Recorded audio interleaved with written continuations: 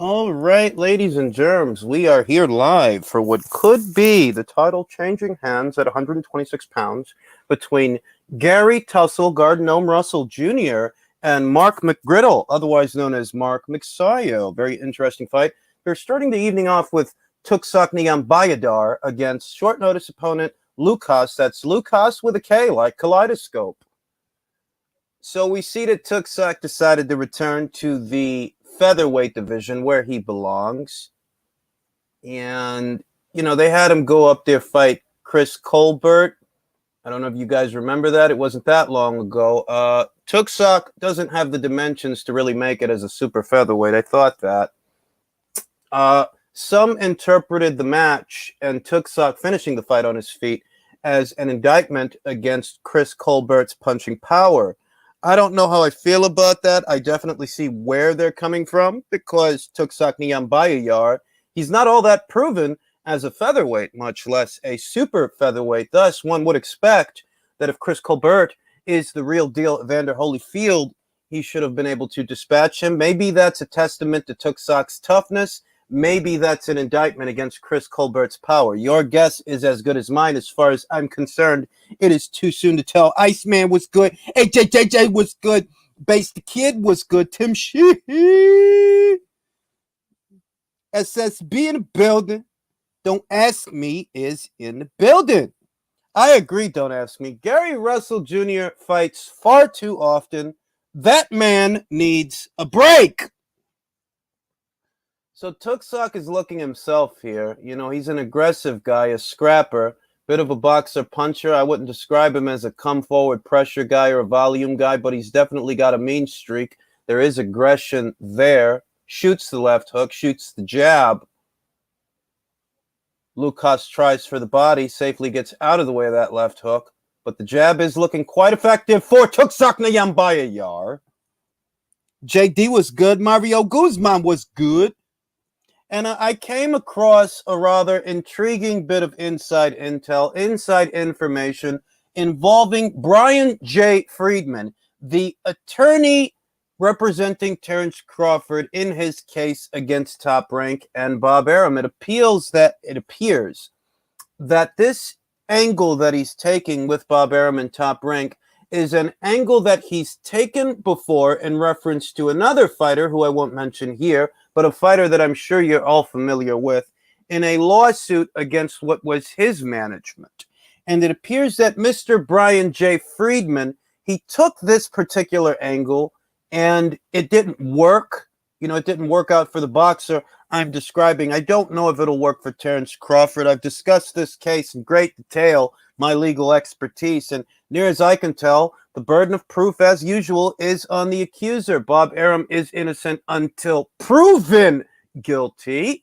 So let's see if they can prove it. You got $50 on Mark? Well, listen, look, let me stop dicking around. In reference to this fight, I saw a lot of people say it, and it's true. The last time Gary Russell Jr. had a bit of a snafu on the scales, he lost the Vasyl Lomachenko fight. That was the last time that happened. And, we all know he lost that fight. To top it all off, he's even less active than he's been before. Gary was never all that active, but this time he's coming off of 2 years, 2 consecutive years of inactivity. I don't feel that Mark Magsayo is as good a boxer as Gary Russell Jr. as far as nuts and bolts in boxing goes. But the physical condition of the fighter is important. I heard young Shakur Stevenson say that because Gary's always in the gym, ring rust shouldn't be a problem. But Gary Russell himself says that he only spars when he has a fight lined up. And he hasn't had a fight lined up for 2 years. So that means that for the better portion of the last 2 years, Gary Tussell Gardner Russell Jr. has not been sparring. That's basically what that means. So how is it going to play out tonight against the very inspired, unbeaten Filipino fighter who I'm sure rehydrates to well above featherweight? We're going to find out.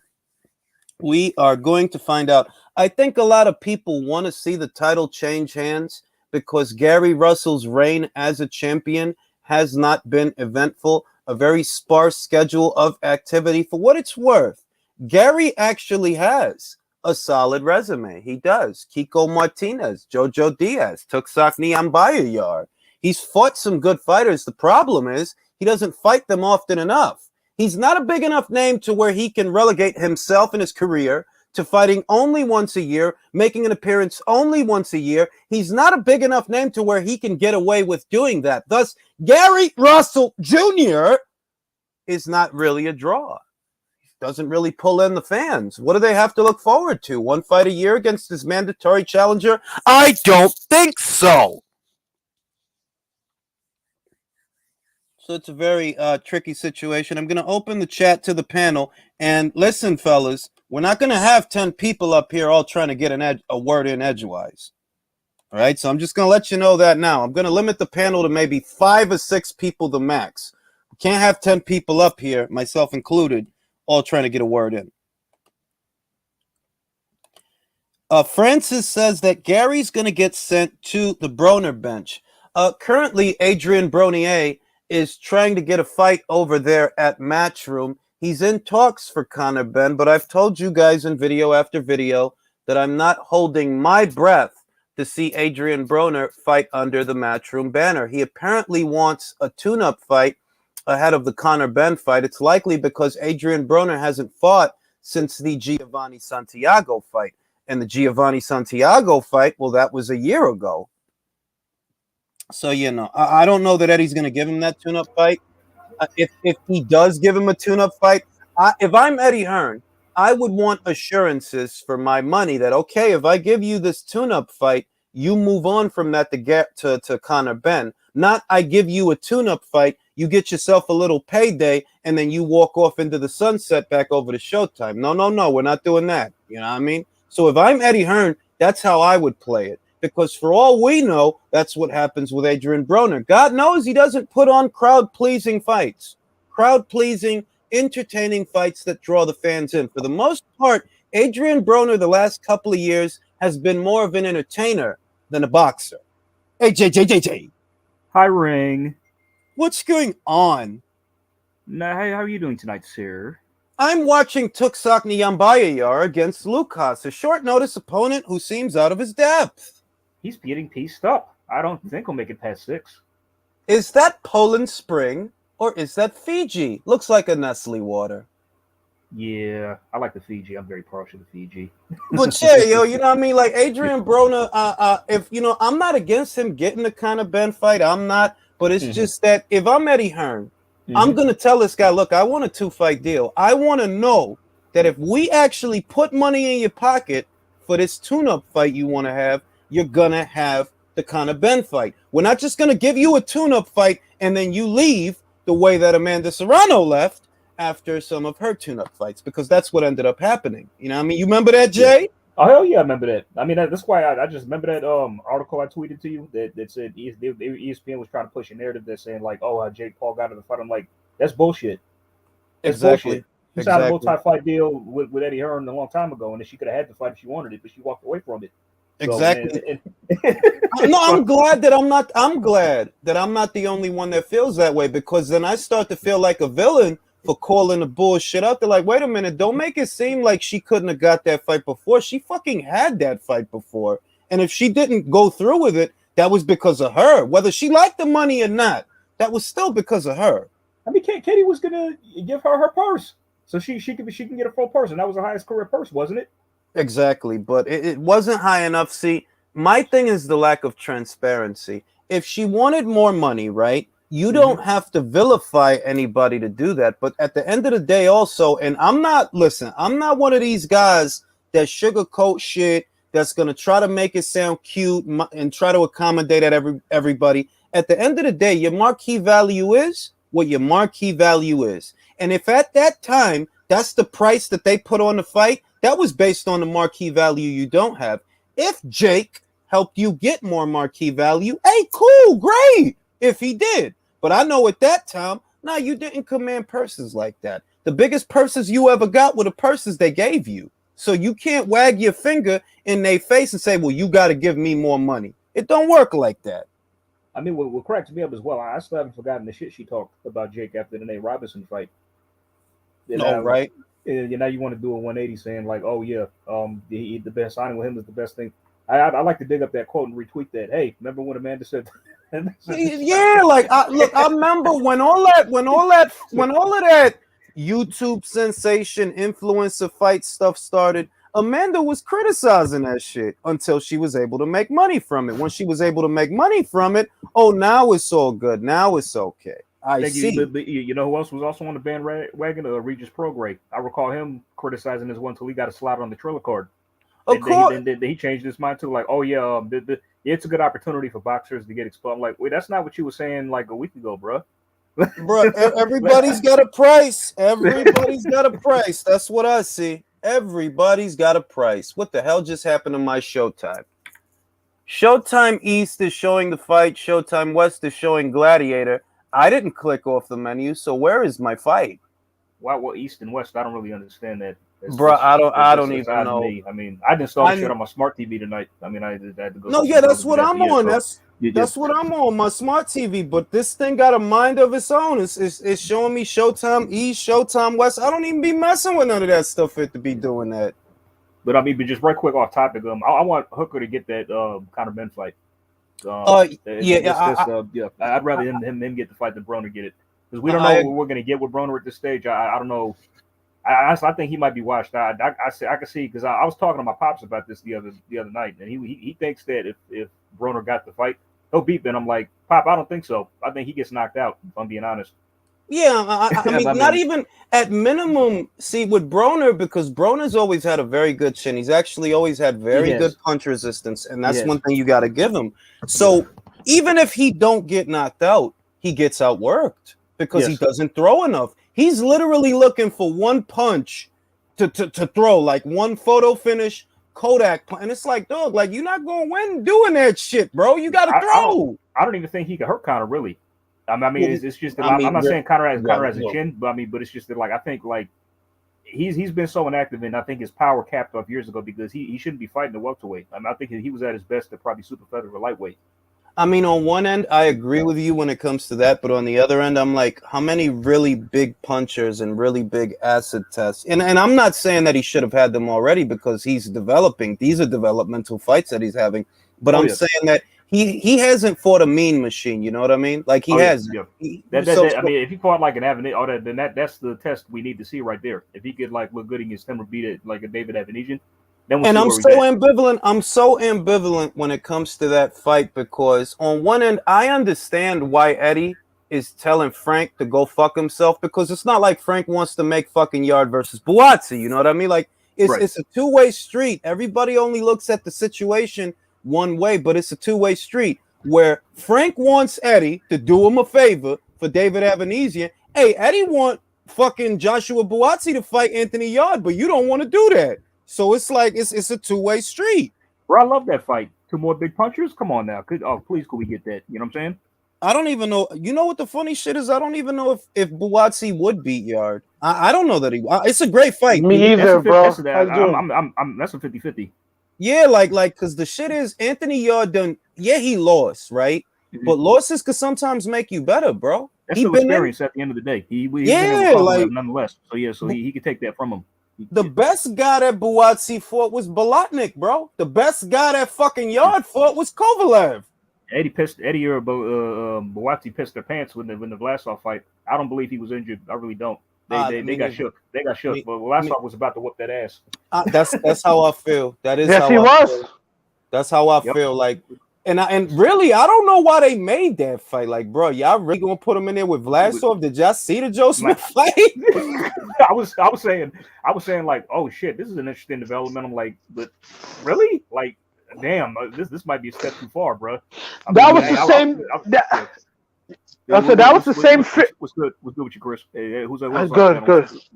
What's good, everybody? Yeah, that was the same feeling I had when Jamal Charlo fought Matt Korobov on short notice. That was the same feeling like Matt Korobov. You guys know who he is. This is Matt Korobov. This is Matt Taz. And I said the same shit because remember he was supposed to fight Willie Monroe. And Willie, most people don't remember Willie got popped. That he had some shit in his system. And it was like, oh, we're gonna put him in there with Matvey Korobov. Well, that's a better fight, but is Charlo is he gonna be ready for this shit? Because he ain't fought no Korobov. He lost that fucking fight. Everybody said young Matvey, I say white man, old man, white man.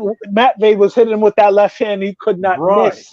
Chris, he don't like southpaws, bro. That's why he don't want to fuck with Boo Boo, bro. That's why he don't want to. That's why he don't want nothing to do with Boo Boo, bro. Tall, listen. That can move. Listen, let me say this, right?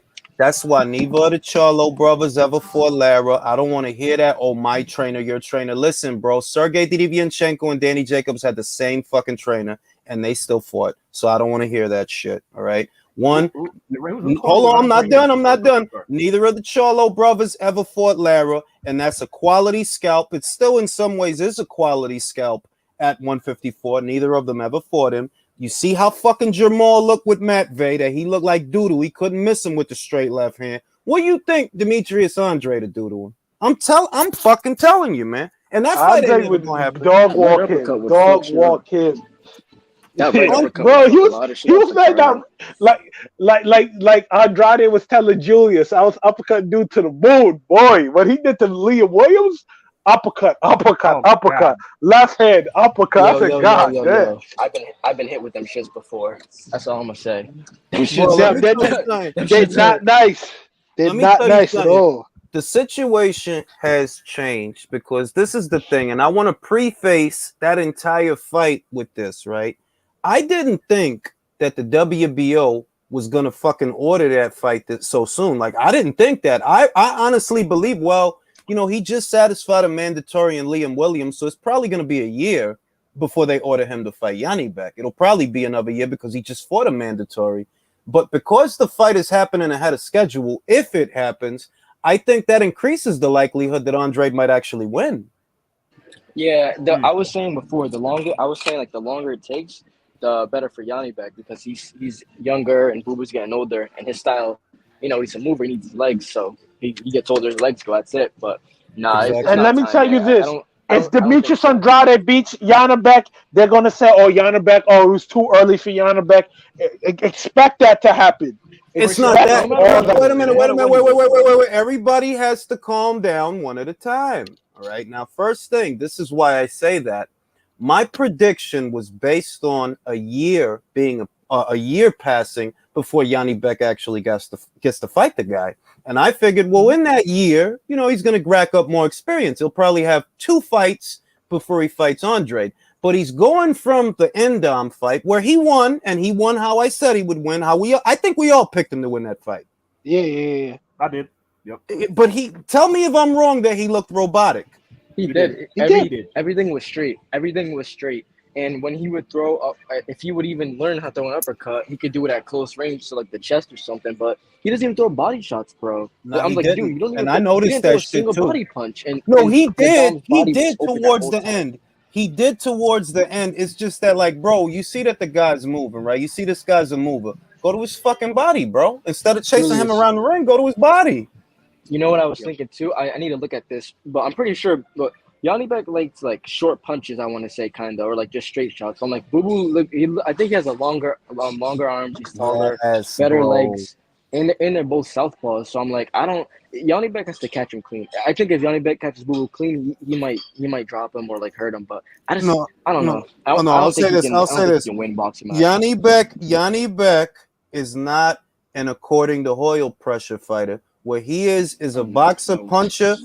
He is a boxer puncher that likes to apply pressure. And yes, there is a difference. Exactly. Yeah. Exactly. Like, I'd say like people like so Canelo and like the Callum Smith fight, that's more pressure than you'll see from like a lot of Triple G fights, you know? And the relevance of that is we all know pure boxers have an advantage over boxer punchers. Why? Because boxer punchers are not like pressure fighters. They don't just go out there throwing lead hooks. They like to jab and set up the punches. Well, against a pure boxer, that's going to be hard because he ain't going to give you no openers, bro. He going to be way on the outside. Exactly. And it doesn't help that he's like, the thing is, like, with Triple G, he had like a assortment of punches that were like unorthodox. He could hit you with some weird shit sometimes. But Yanni Beck, it's all like like basic straight shit. You know what I mean? And Triple G. Hold on, one at a time, fellas. One at a time. Go ahead, Drew. Triple G's jab was a power jab that had Canelo resetting every time. I want to say this also. First, let me thank Pull Check for the super chat. Thank you, Drew, for the super chat. Me and Drew were engaged in a very interesting conversation with War a Week Radio. And listen, man, look, I have to admit, yes, Sarah Ferguson is a great actress. No doubt. When I remembered who she was and I remembered what I saw her in, but you're not gonna fucking sit here and tell me that she's hotter than Paula Patton, bro. I saw both photos. I saw both. Jules. I saw both photos, but now Paula looked good, bro. Yeah, like how the fuck you go like classic, bro? What the classic? What? What does that even Dorothy mean? Dandridge is a classic beauty. Pam Grier, Paula Patton was just like that. Like you look, and I ain't gonna say it too loud, but I'm saying I gotta get one of these joints naked. I'm going with Paula Patton, bro. Right? Don't play with me. I'll fucking eat Aunt Jemima syrup off ass. Now let me ask you this, Jules. Yo, right? keep it down, Julius. Jules in the panel this. You have a prime Paula Patton or a prime Pam Grier Foxy Brown? Pam Grier, you crazy. Pam. Crazy. There we go. Pam. Crazy with the fro. Yes, bro. What? I'm going Shit, Pam bro. Grier and Jackie Brown. But I'm gonna tell you something, Drew. Wait, I'm gonna tell you something, Drew. Pam Grier is not the woman to put up against, because that's Pam, bro. Like even class of 1999 when she was a cyborg, she was bad in that, and she was like in her 40s in that shit. She was bad in that. So I would not. If anything, not Paula Patton. I would say okay, Sanaa Lathan, Paula Patton. Make it a little bit more even, bro. I got Sanaa Lathan on that one. My pop. Tell me if y'all agree with this. My pop was saying he's like, son, Pam Grier was Beyonce to me when I was your age, when I was a kid. That's a fact. That's a fact. I'm gonna say this. In reference to your dad. Beyonce cannot carry Pam Grier's spit bucket. Not a prime Pam, and I'm not gonna argue about that. I'm not gonna argue about that shit. Beyonce is cool. Julia, say it again. She can't carry her spit bucket, and I'm not. That's what I like to hear. Like I'm not even like Beyonce. I ain't saying nothing bad, but bro, you talking about Pam Grier, dog? It's different. Pam Grier had all those different looks. That's what it was. That's what I thought until you showed me a photo of how she looked. Her when she was young. versatility. I'm like, damn. I'm like, Bobby, you sure she was your generation? Yeah, oh yeah. I'm like, nah, man. The man said Rebecca Ferguson over Paula Patton like it was easy money. Yeah, like you wildin', bro. Like, did you see Ghost Protocol? Did you see Deja Vu? You wildin', bro. Go watch. Why do you think Robin Thicke was so sad when he lost her, bro? Go watch Hitch, and Paula Patton has a 3-minute cameo. I was just about to say she got a cameo. Yeah, yep. that was her first movie. I'm like, yeah, who is this chick? 3 minutes in that movie. She's the hottest chick in that movie. Let me say this.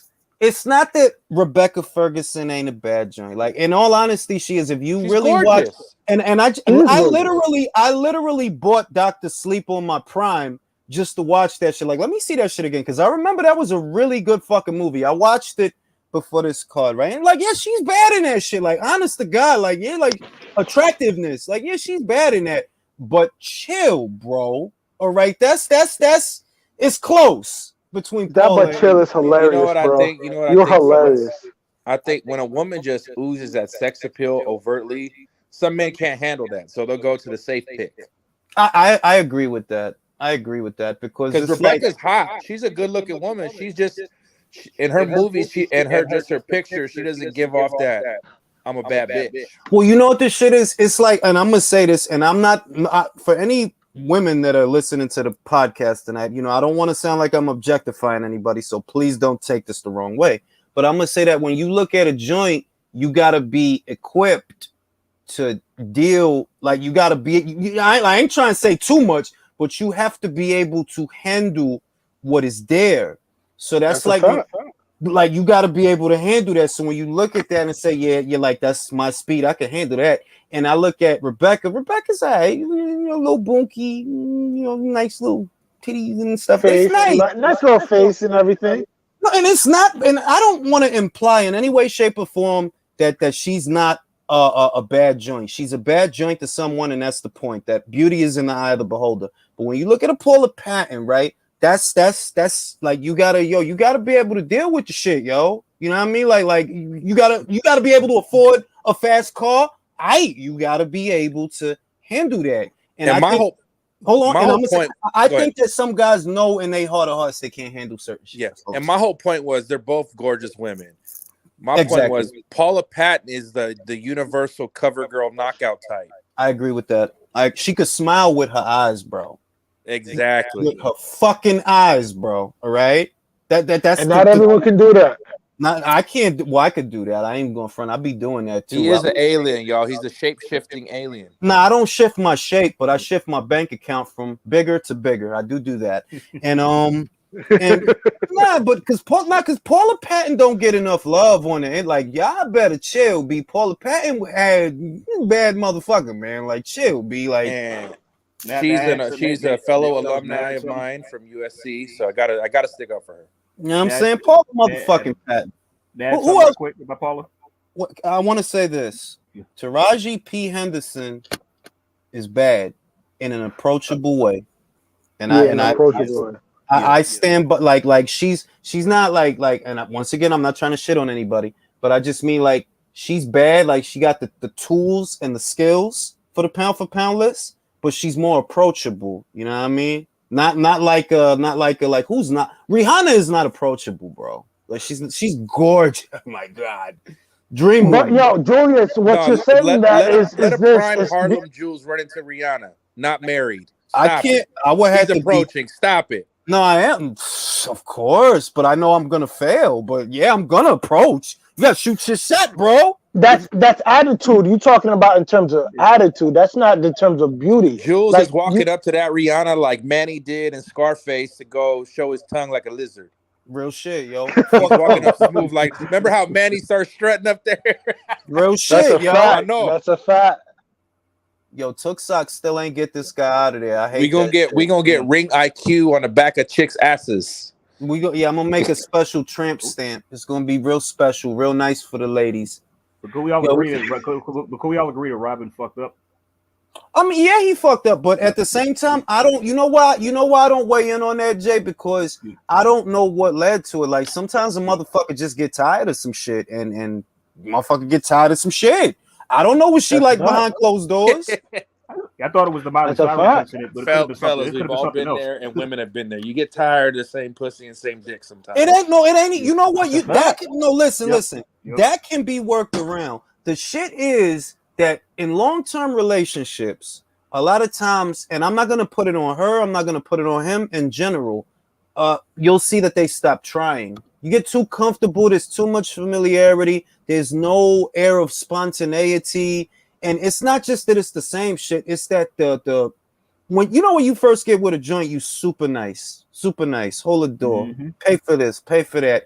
And those things stop when you be around somebody too long. They just kind of stop. Like they're farting in front of you now. They're burping in front. It's like, hey, what the fuck? Like I did. There's a joke. Somebody was talking about like you get so comfortable with a woman, right? But then you all of a sudden they go in the bathroom, they come out. Well, who the fuck is you? Oh shit, yo!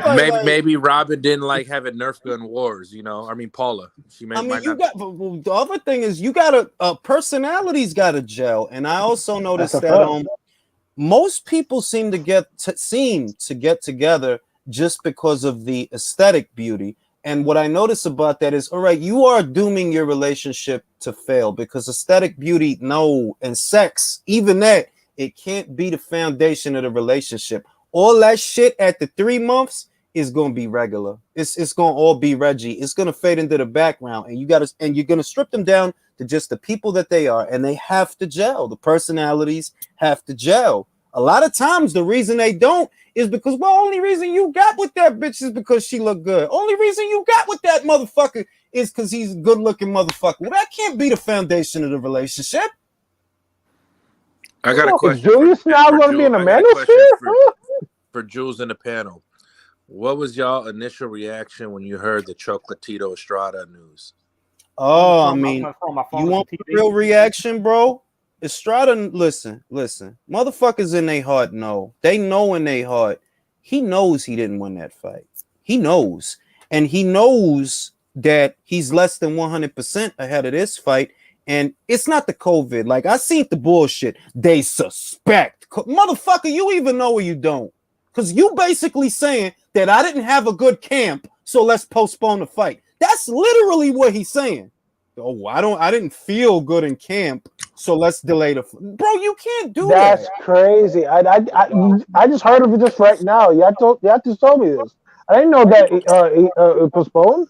Listen, bro, it's not postponed yet. That's what the story is, that they might postpone it. And what I read about Estrada is basically they're saying, oh, well, you know, he didn't perform to the level that he wanted to perform in camp, or he's not performing to the level that he wants. Bear in mind, the fucking fight is supposed to be in what, March?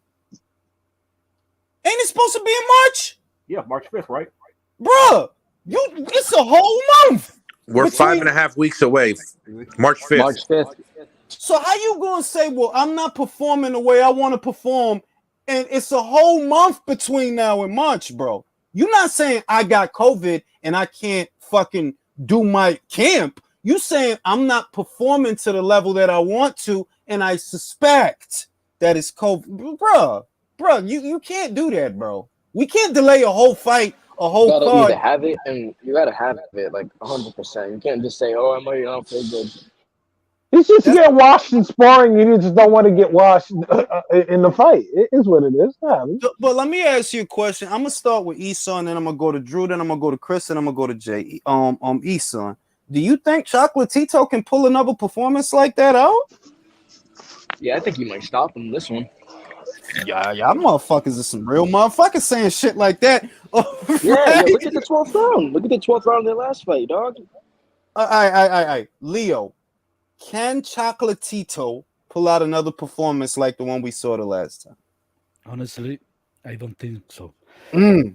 I think the next fight, Estrada is gonna win decisively.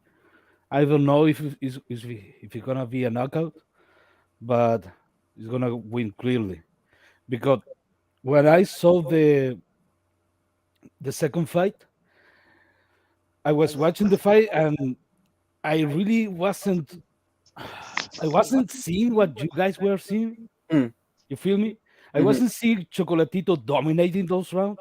I think what I saw was Chocolatito was struggling, and wasn't so much struggling against the skills of Estrada. It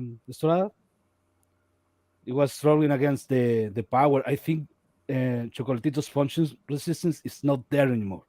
Time to feel it, and it's time to feel it. And for what I saw, another more of that kind of war, because that was a war. But it was a war for both of them, Leo. That's what I'm saying. It's not like it was just. It was a war for Choco. Estrada got hit a lot in that fight, bro. Okay, but I don't see Estrada so bothered in that fight. Like Leo, tú no ves que él es el tipo que está diciendo, no, espera, el campamento no me está yendo bien. That's what he's saying, bro. And let me get to this, right? Juan says, have you had COVID, Ring IQ? If not, you can't criticize him. You do realize that he's not saying he has COVID. You do realize that, right? He's not saying I have COVID and I have to cut the camp short, or I have COVID and I can't complete the camp. That's not what he's saying. He's saying that I'm not performing to the level I want to perform in camp, and I suspect it's because I had COVID, not I have COVID. There's a difference. I'm going to say something. Go ahead, Drew. Go ahead, Drew. Go ahead. I'm going to say something with the athletes now using COVID. The NFL just stopped testing athletes that are vaccinated and unvaccinated. They're going to treat COVID like the flu. Like Michael Jordan went to the finals with the flu. Like Triple G went to the fucking fight with Rosado with the flu. So I don't want to buy that. You're not even saying if you're sick or not, bro. You're fucking lazy. You're probably overweight. And this training camp is probably you trying to lose weight. You know what? I'm with Drew. I'm with Drew. That's a fact. And in regard, Leo, I was there at that fight for the second one when Estrada had opportunities to put the pressure on. Chocolatito hit him with stuff that made him reassess. Okay. Because Roman Gonzalez is known to do that. He has enough in the tank to get his respect. And I think This is Chocolatito's last great stand right here. I also think. Let me add wait, this, Leo. Let me add this también. The last two fights that Estrada had, both of them were very difficult fights. He got dropped against Quadras. A lot of people don't remember that they went fucking hell for leather in the bubble on Zanfa in Boxeo Azteca. They fucking fought their ass off. It was a great fight, by the way. But then he has another war with fucking Chocolatito. We can't downplay that, like, yo, this dude been in 2 wars. That's probably why he want to slow down and shit, even though he sat out most of 2021. Go ahead, Leo. I want to say this. I just recently find out about one of the consequences of COVID. Mm-hmm. COVID not only attacks your lungs, attacks your heart. There's a bunch of guys that really they're being asymptomatic with no symptoms, no fever, nothing, but they check out after and they got endocarditis. Oh wow! And inflammation of the heart, and that can be benign. That doesn't affect their life, but if you are already having problems with that, having an enlarged heart can be a really bad issue. Absolutely. No, listen. If we're just gonna, all right, let's say that the issue is, God forbid, because I would not wish that for him. Let's say he has endocarditis. Okay, obviously, I can't say anything, right? You have endocarditis, but that's not what we're hearing, though. You understand? We're hearing about his performance in camp, and if it is a byproduct of long COVID, right? Okay, then I guess you want to end up like Rachel Ball, and you're gonna need to spend a lot of time away from the ring, because when she caught COVID, she hasn't been back since she caught COVID at all. Now you entered into a contract to fight Chocolatito, so I don't really know how to feel about that when you say that. All right, well, if you was that sick, why did you sign a contract, bro? You're not sick. This is where I'm at. You're not saying I have COVID and I can't finish the camp. You're saying what I read from Chava, the article or whatever, it said that he is not performing to where he wants to perform. His performances are not where they want them to be. That's what I read. So I'm like, well, if you don't like the way your camp is going, you going to postpone the fight? Can you do that? And Chick, his last fight, that was their last fight. Yeah, them and Chocolatito, right? Mm-hmm. What's he been doing for a whole year? Esa la vaina. I'm like, yo, you telling me that a whole year and you still not ready? A whole year. And I know COVID affects people different. I had it twice already. First one, I didn't feel nothing. This last one had a fever, but that was about it. You a Capricorn, bro. Mm-hmm. You know what I'm saying? A couple shots of tequila, I got over it in a day or two. Y también, I got the fucking jab. I got the fucking jab on the first one on Friday. I got the fucking jab. And, I don't know if the first one's the one where you feel shitty or the second. I really don't know. I don't expect anything, to be honest. Because no, the second one, when I had it, I felt like real shitty. Like I had body chills that I did not like at all. Okay, see, that's why I got the Janssen ones. There was only one jab before I went to London. I should have got the fucking Johnson one. I would just get it over with. But the Johnson one was known for having blood clots on the brain, bro. I heard listen. I heard the Johnson one makes your dick turn yellow, bro. That's one of the side effects. Shit. Yo, Julius, to answer your question, did anybody get the Pfizer one? I got the Pfizer one, and the second. I got the Pfizer too. Yeah, I got. I think I got Pfizer. I think I got Pfizer. Yeah, the second jab might fuck you up. It got me real good, man. I couldn't move it off. My energy was like sat for like 2 days.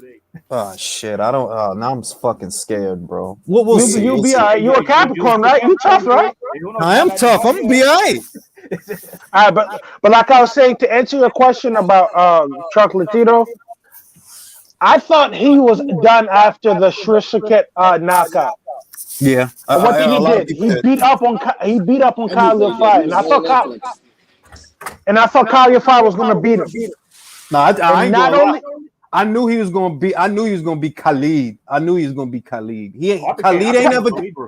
ain't deal with nobody like that before, bro. Nobody. I know, but Kyle's a good fighter, bro. But what Roman did to him made me realize this guy is a special once in a generation type of talent. I agree with that. I agree with that. I became So- Roman. he is. I'm like, damn, bro. But in the last 15 years, Chocolatito's one of the top 5 fighters. I agree with that too. A lot of He people was the gave him best fighter shit. of the last decade. A He was lot the of best people fighter gave him last decade. shit. A lot of people gave him shit in that pocket between the retirement of Floyd Mayweather and the absence of Andre Ward. You know, somebody had to be number one. I never felt that Triple G earned the number one spot. I still don't. I believe that whenever they had Triple G at number one, really it should have been Chocolatito because it made no sense. Chocolatito was a 4-division champion at that time. Triple G had not even fought. He hadn't even fought fucking Jacobs yet. So it's like, bro, like Chocolatito's resume was a lot better than Golovkin's resume at that time. They just didn't know because he was like under 100-something pounds. I'm not trying to be that guy that gets stuck on the well, he didn't move up in weight. But look, come on, B, stop talking to me about fucking Hagler because it wasn't no 168-pound division established for Hagler to move up to. You feel me? And I'm talking about before the Jacobs fight. I'm not stuck on the Andre Ward shit because, and me and Drew have been through that already. Bro, that shit was cat, bro. By the time Ward started calling him out, was never gonna happen. It's by the time Ward started calling him out and all that extra shit, Ward knew this man already signed on to fight fucking David Lemieux, bro. You're too late. Also, Canelo was coming up. And Ward was never coming back to 68. Move up for Andre That's Ward the when he other, could fight Canelo. the first fight that Ward had back, I believe it was Paul Smith at 172 pounds, bro. So when the fuck was he gonna go back to 168? Somebody please tell me.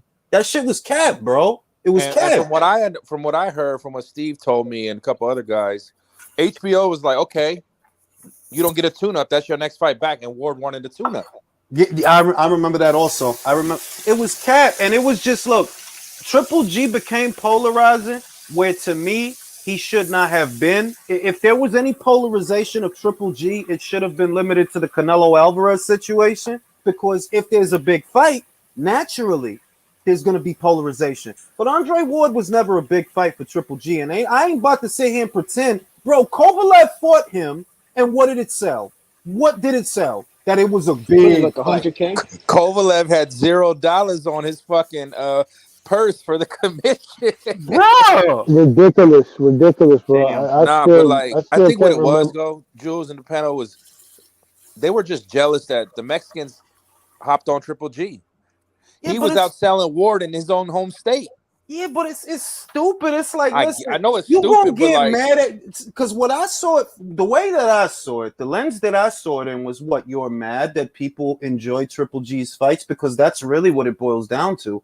They enjoy his He's fight. mad that Triple G got the attention that he didn't get, and he's mad that Triple G got the media push. That's why. But it's like, dog, what do you expect? He's way more excited, and he's going around promoting himself way more than you ever did. It's like, sorry to say it, it's not because you're black, it's not because whatever. It's just because you're not enjoyable to watch. Simple. I want to say this. Let me say this to the casual fan. I don't mind Ward's fights. Let me say this: Andre Ward is by far a more accomplished fighter than Triple G. No arguments there. And I had Andre Ward. I had Andre Ward ranked ahead of Triple G. I did, all right. So it ain't like I never gave Ward his flowers. No, I always gave him his flowers. But when we start talking about, oh, this guy has fans and why he did this and why he did that, check this shit out. The biggest fight of your career, it didn't sell nothing, bro. That's the truth. The biggest fight of your career, it wasn't the Super Six. It was the Kovalev fights, the 2 Kovalev fights. Whereas the biggest fight of his career was the Canelo fights. And I don't believe he lost the first one. I haven't changed my mind on that. No, it wasn't a draw. He won. He got robbed in the first one. He lost the second one. That's how I feel. He won the first one. To me, they're 1-1 with each other. But he made the right decisions because he fought Canelo, right? He made money. He made the right decision when it comes to the Andre Ward shit. He goes up there, fights you, and gains what out of that? What? You didn't have belts for him to win. He wasn't even that super middleweight at that time either. That's the dumb shit. Exactly. If Ward was the undisputed at 160, of course Triple G would have took that fight. I don't know that he would have. I just know that cats act dumb. They act dumb. You want Triple G. Miguel Cotto is in this division. Canelo Alvarez is about to be in this division. Nobody would make the decision that you want Triple G to make. Nobody. Yeah, let me leave when a Puerto Rican superstar is here and a Mexican superstar is here to go up and fight Andre Ward that hasn't fought in 2-3 years. Who the fuck going to do that? And you could tell And he it's was a tough jealous. fight Triple too. G, he had just gotten the Jordan. He had just gotten the Jordan endorsement, the Samsung, the Apple. Beats. He's over there fifighting in Monte Carlo all over the world. Like, he was a legit. Triple G was a legit draw. Yo, can you imagine? If Hold on, Triple G hold on, Jay. You said Tug got a draw? A split draw. It was a split draw.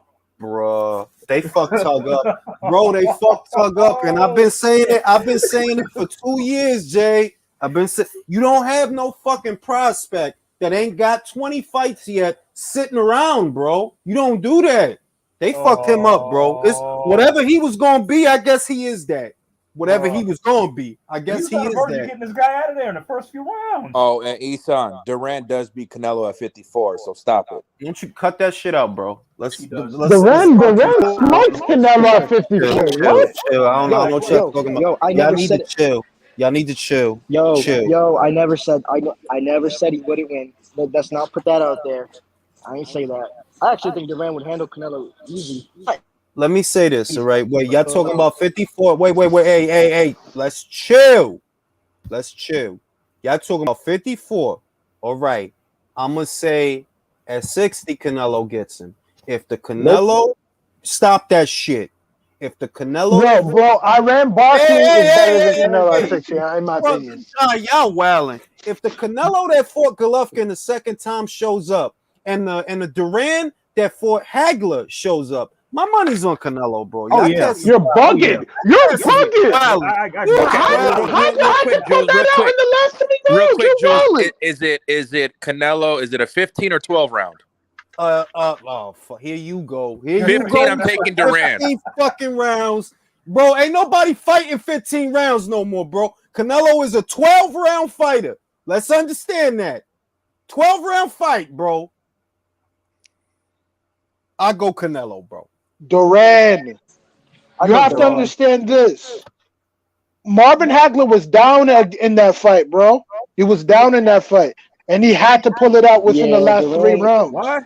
Wait, Chris. I Hold on. think Triple G gives Durant way more issues than Canelo. Marvin Hagler beat Durant decisively in that fight, to me. But he was down. The official scorecards, he was down after 12 rounds. I don't know what the fuck is wrong with those officials. No, because if you remember, Hagler gave away the first few rounds because Hagler admitted the first few rounds he was like in awe, like that was his first super fight. So he gave away the first few rounds. Let me read the super chats. Shout out to hold on, bro. Let me read the super chat. When I approach a lady, I tell her to watch Ring IQ.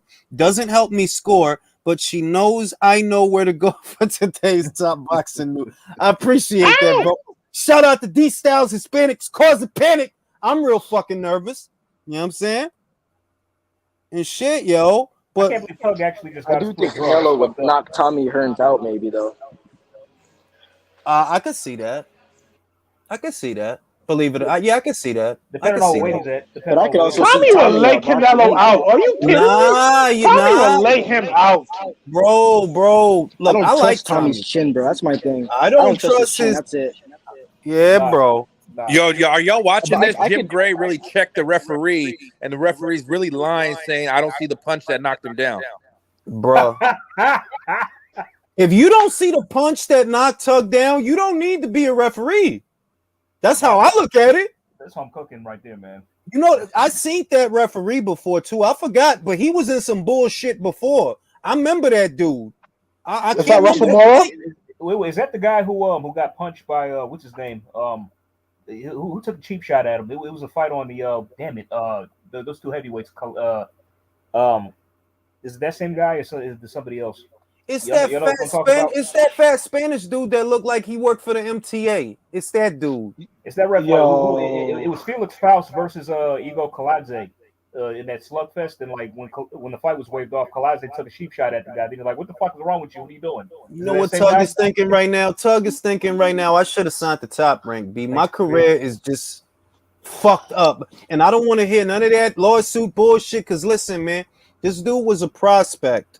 that had, I think he had like, what, 10 fights at the time ahead of the Gary Russell Jr. I know he didn't have a lot of fights. Nah. And he sat out for a fucking year, bro, between the Gary Russell fight and the fight before that. You're not supposed to have no prospects sitting around like that, bro. They supposed to be fighting 3-4 times a year. How many times did Xander fight last year? 5 or 6? Bro, he fought like 5 times, bro. And Jules, did you say this guy took the fight on short notice? The Lucas guy did. He took the fight on short notice. Wow. It's wild out here. After you give Tug Gary Russell, then you give him Chris Colbert back to back. Bro, they trying to fucking get they trying to ruin Tug's career, bro. It's a conspiracy against Tug. Fuck Tug, these guys got to get out of the PBC. So let's get some predictions on here. I don't know who everybody has winning the fight. I got Gary Russell. You got Gary Russell? Yep. All right. So Chris got Gary Russell. Shout out to Tony Boswell for the Cash App donation. I appreciate that, brother. Drew, who do you got winning this fight? Unfortunately, I got Gary. You got Gary? Yeah. It's gonna be a snooze fest. You think it's gonna be a boring fight? Yeah, Gary's he hasn't fought in, like you said, Jules. He's not even sparring, so it's gonna be a lot of him just getting his timing back for a few rounds. Isan, how do you see this fucking thing? I don't even fucking know. I haven't thought about it enough. I like that answer. I like that answer. I just don't care about Gary's career, bro. I don't care about Gary that much. Yo, dog, you took the words out of my mouth. Like, bro, I don't feel like sitting here and looking at footage over Gary inactive ass, bro. Like, I can't be bothered.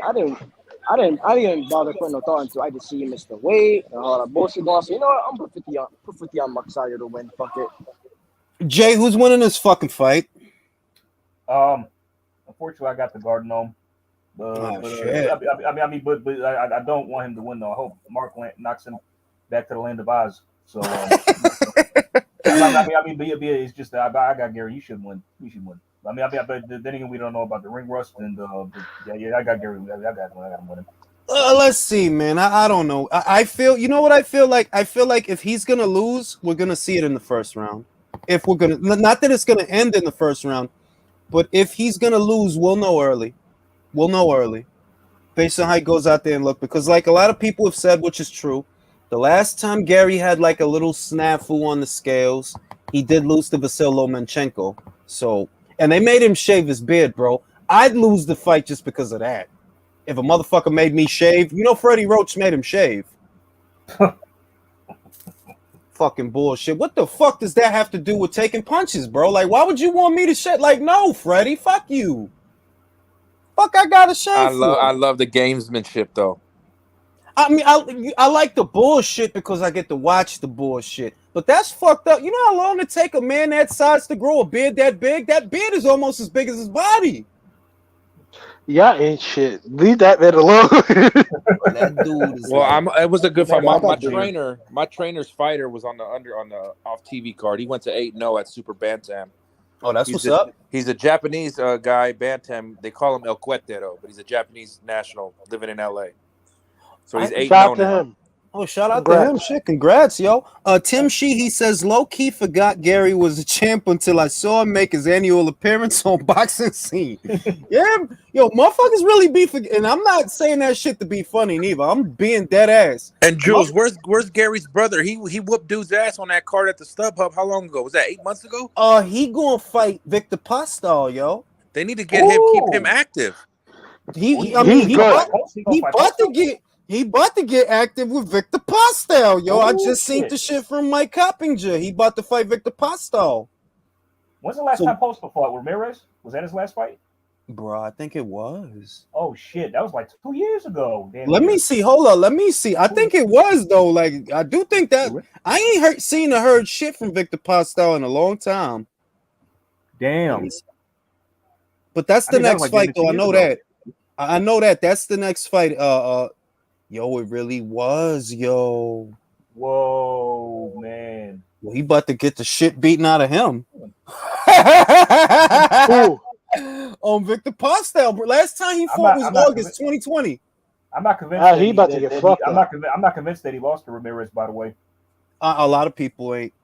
A lot of people I'm ain't. not. Yo, I thought Ramirez lost to Zepeda and Costo, bro. I was like, this dude gets and I look at the Taylor cards. I'm like, bro, these motherfuckers would have had a draw after knockdowns. I'm like, nah, bro, this motherfucker gets some crazy scorecards, bro, for real. Ramirez gets some crazy scorecards, real shit though. He always I just mean, benefit of the Taylor, doubt. Like, I really wasn't thought it he some lost to funny Zepeda. shit? Wasn't it some funny shit in the Taylor scorecard? I remember there was some funny shit in the Josh Taylor Yeah, bro, scorecard. they had it.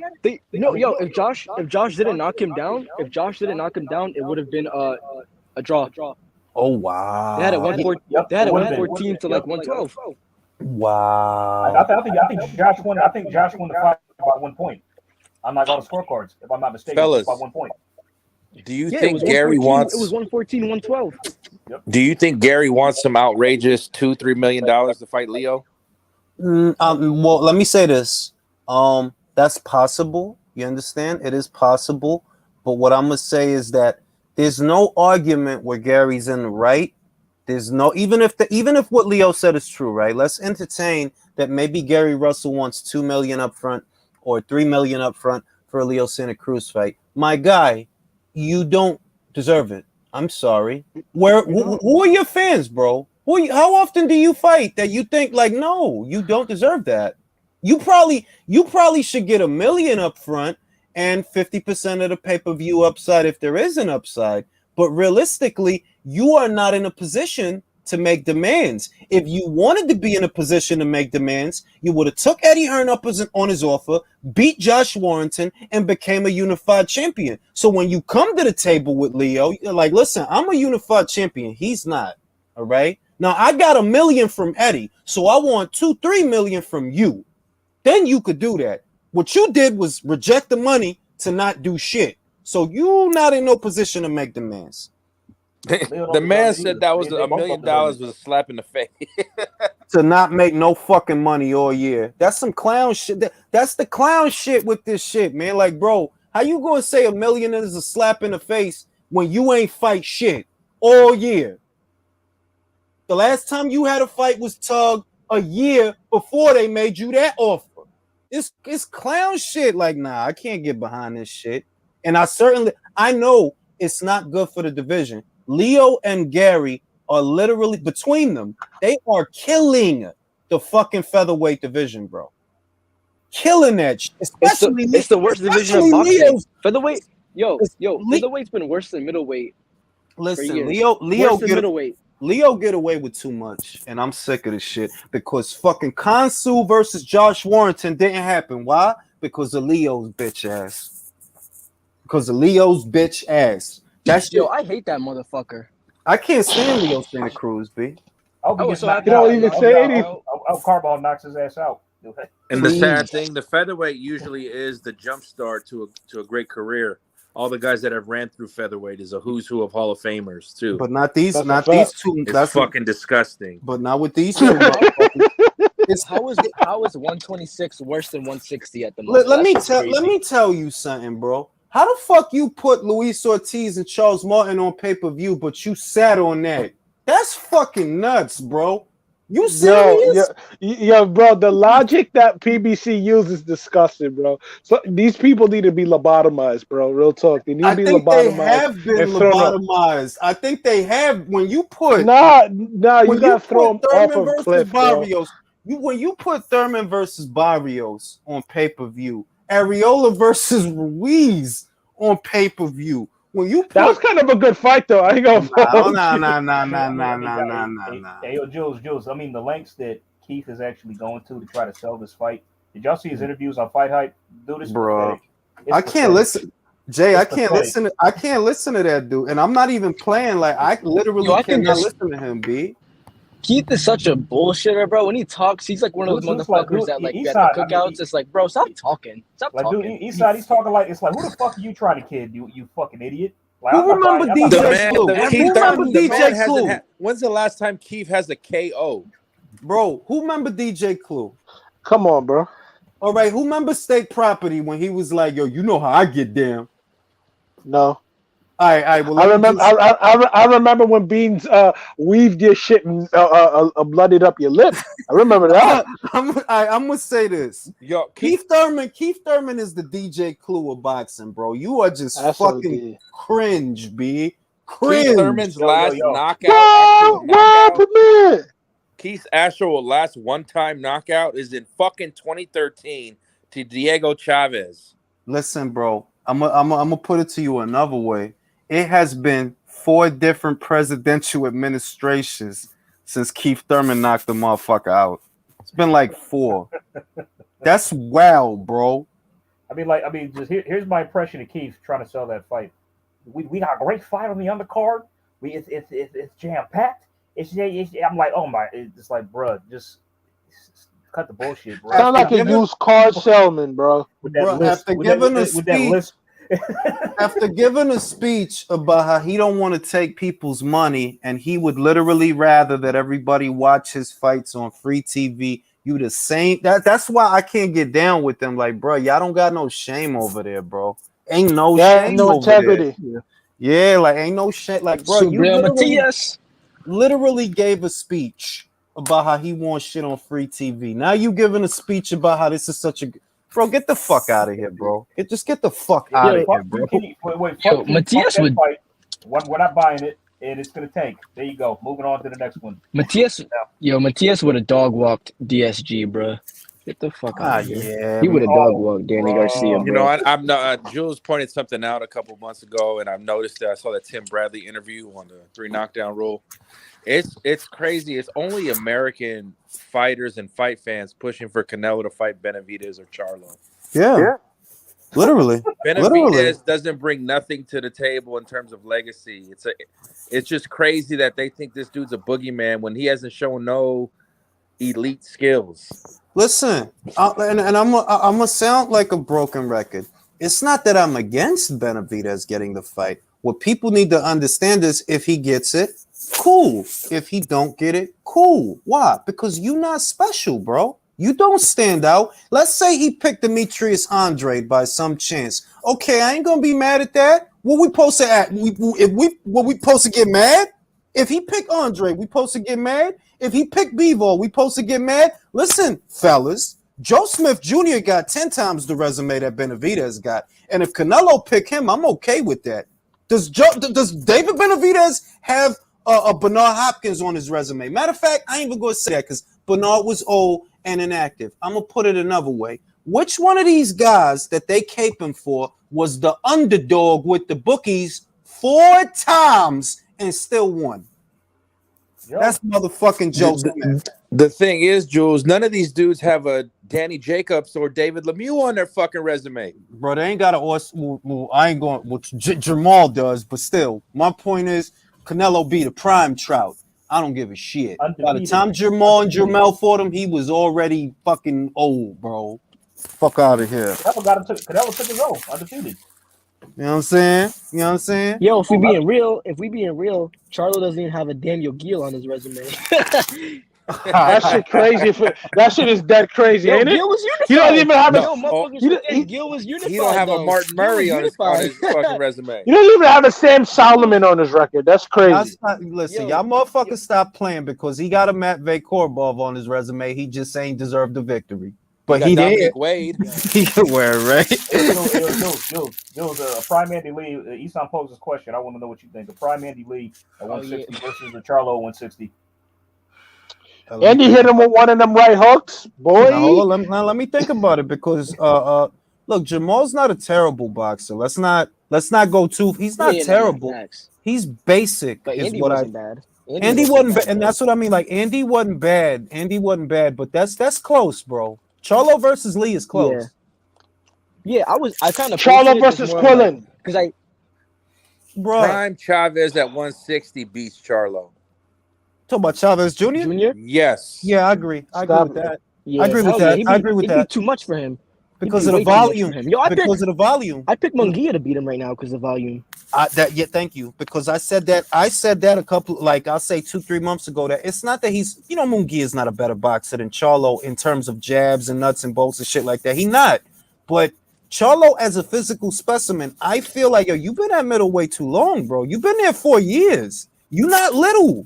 Like for middleweight, now you not little, bro. You probably should have moved up last year to super middleweight. Yo, he made Sergey look like a fucking welterweight, bro. He was so much bigger than dude. I was like, what the fuck? Bro. There was like a photo of them in the ring, and I was like, yo, this dude's like towering over Sergey like a motherfucker. Listen, it's the same deal with Benavidez, and I said that before, that Benavidez has been at super middleweight too long. Zurdo Ramirez is older than you are, and he already moved up from super middleweight. Why the fuck are you still there, bro? Go up to light heavyweight, but we know why you don't want to go up there. They'll fuck you up there, bro. He has no advantages at light heavy. They will fuck you up. You see, Bebo will box his fucking ass off. Joe Smith construction ass. Joe Smith is gonna fuck him up like he's working on a construction site for the Sopranos. Bro, Vlasov Just fucking jackhammer his shit. Better be able to fuck him up. Better be Vojtic said Vojtic said he thinks that Benavidez could beat Benavidez. I'm like, yo, Vojtic, you gotta stop, man. I respect you. That's the salt, bro. Listen, that's the sour grapes. Let me tomato. Let me scare the shit out of y'all right now, please. Let me scare the shit out of y'all. Why I just got a psychic premonition that this dude talking to the PBC? Who was it? Yeah. What? Yo, I don't know. That's nasty Yo, listen, words, wait. If he come back and he come back PBC, just know you heard it here first, bro. Because I just had that vision. That's so Vojtic. It's so Vojtic. You can see. No, that's so Julius, bro. Right quick. I mean, just the thing about David Benavidez, y'all, is like, even let's say Canelo fights him next, right? Like the standard level for Canelo is way too high. Let's say he fights Benavidez, he beats him with ease. Oh, people are gonna say, oh yeah, well yeah, Benavidez was never right. Wait a minute, that's not what y'all would say. Y'all saying, bro, they're doing that same thing with Charlo. They're doing the same thing with Charlo right now. Charlo's not even in like his weight division, so I don't even know why he's even a talking point. Listen. But they went from saying he need to fight Charlo to why does he want to fight Charlo? Why he want to? Literally, I have the screenshots, bro. Same motherfuckers was asking him to fight Charlo. Then Charlo got in the running. Why he got to fight Charlo? Bro, you don't want nothing, B. Just wrap your mouth around a barrel and squeeze, bro. Because your life is wild, B. Like, wow. Just say deep throat the gut. And do yourself a favor. Because that shit is stupid, bro. Like, motherfuckers get up every morning to do that goofy shit. Like, literally, I go on Twitter, I see it. I'm like, yo, these motherfuckers really get up every day to do this. Julius. Julius. The problem is with them though. Their moms don't love them. God don't love them. God don't love them. Damn, come on, bro. Come on. I didn't say God, they moms, B. I know the universe. You talking to a higher power, Jesus Christ. I'm trying but to you're right though. Fuck them niggas though. You're right. I'm like real shit though. Like motherfuckers don't like motherfuckers like that. The universe don't like motherfuckers like that. That's all I'm trying to say. And all right, we got motherfucking who's in here? We got Subriel Matias in the second round against Anaheim or Ananian. These motherfuckers with these names, man. Ananian. Who you got in this fight? Predictions? I just watch Subriel. I'm not at a point where I need to start calling his fights. I just watch him. Like, let's see what you turn into. Let's see what you gonna be. Because I hear a lot of motherfuckers talk about you, but I don't really see you doing a whole lot. To be real with you, fellas, do we see purse bids get extended again next week? With who though? It's two of them shits, Drew. Both of them. Bro, he not gonna fight Dillian White, bro. He's not gonna fight. They need to limit. They need to limit the extensions to like two extensions at max. No. Listen, Demetrius Andrade will end up fighting Yanni Beck long before Fury fights White. I already bro. That dude is not gonna fight White, bro. Forget that. So you think he vacates? Yo, look. He vacates. Wait, the WBC. So. No. Wait. I'm not saying that he wouldn't, Isan. I'm saying that the WBC might put him in a position where he don't have to. Why the fuck would the WBC come out? Oh, he being greedy. Bro, that's not your fucking place to say. The WBC doesn't like Eddie Hearn, and that's why they're doing what they're doing. Because Eddie Hearn's not playing nice with them at all. Because he don't want to give him. Because he don't want to give him no shoebox money is what it is. He don't want to give him no shoebox. Eddie's playing the long game. He knows he don't need to give them shoebox money. Ananian is getting in his shit, B. And is Jules? Isn't it White's team that's going after the WBC? Not really Eddie. Yeah, it's not Eddie. It's not Eddie. It's White, for whatever reason, has a fixation with the green belt. To me, I don't understand it. It's like a tunnel vision thing, because I'm like, listen, man, if that was me by now, I would have been changed routes. Like, what am I going to keep fucking with these people I think for? he sees the champions. I think he saw Wilder and he sees Fury as like he can get them. That's what it is, probably. Food. Well, that's true. That's true. He believes he can beat him. And I've In the maintained years, that. Wilder for sure. bro, Wilder for sure. I've I've maintained that the reason that he was really fixated on the WBC title is because he viewed Wilder as being beatable. And I think that his history with Fury, maybe that's a part of it too, because he said, according to Dillian White, he used to drop that motherfucker all the time in sparring. That's according to him. So I guess it's the comfortability level that I know you, motherfucker. Behind all this shit, behind the curtain, I know you, bro. All that shit is bullshit. Dillian knows what we know. Tom Schwartz and Otto Wallin and fucking Wilder don't make you fucking Hall of Fame and the best of the fucking era. You can look slick against guys that have no slickness. Why does nobody ever want to talk about the Wallin fight? That's my thing. That shit never happened. But like Jules said, it's easy to look slick and elusive against Tom Schwartz and Deontay Wilder. Mm-hmm. Fucking Johan Duhapostle's piecing him up. Eric Molina. And I'm not gonna take shots. I'm not going to take shots at Otto, because what I mean when I say that is, when you expose yourself to the rest of the division, you're not going to look perfect. How I know? Because better boxers than you didn't look perfect. Muhammad Ali got losses. George Foreman had losses. You got wars that motherfuckers have, all right? You don't want that. Now, AJ, I see, it's not that AJ is perfect. Motherfuckers respect him because he leaves himself open to the division. He could have been like you, been all choosy and shit with Usyk. No, I'm going to fight him. He's my mandatory, and I'm going to fucking fight him. Period. I ain't going to be here doing all this sucker shit. Like, AJ a man, bro. AJ respects the game. Oh, shout out to my man Rick Ramos in the building. Rick Ramos in the building. I put this on Twitter. I was saying, yo, if we're keeping it real, bro, I know Fury's like the media says, oh, he's such a defensive god. I'm like, yo, real shit. I think Triple G got better defense than Fury, for being real. Hold on, Rick, you have my number. Wait. Rick, you have my number. If it's some tea, you need to spill it, because I said there can be problems. I said that. They're like, yo, just because Serrano's saying that shit, she wants 7 figures. Who gonna give it to her? Is it Jake? Jake gonna give her an allowance? I'm not, listen, I just have to say this. I'm not knocking her for wanting $1 million. I want a fucking $1 million. But when I keep seeing the media praise Jake Paul, I'm just wondering, is Jake paying for any of this? Is he? Or is all the money still supposed to come from Matchroom? Nope. Because to my knowledge, it's still a Matchroom show. So that means Matchroom is still footing the bill. And I don't know. I'm not making proclamations. I'm just saying I don't know if that's how Eddie prices the fight. I don't know that. Especially after what Serrano pulled. This is and listen, shout out to Rick. Rick, you didn't have to do that, but I appreciate it, bro. I appreciate it.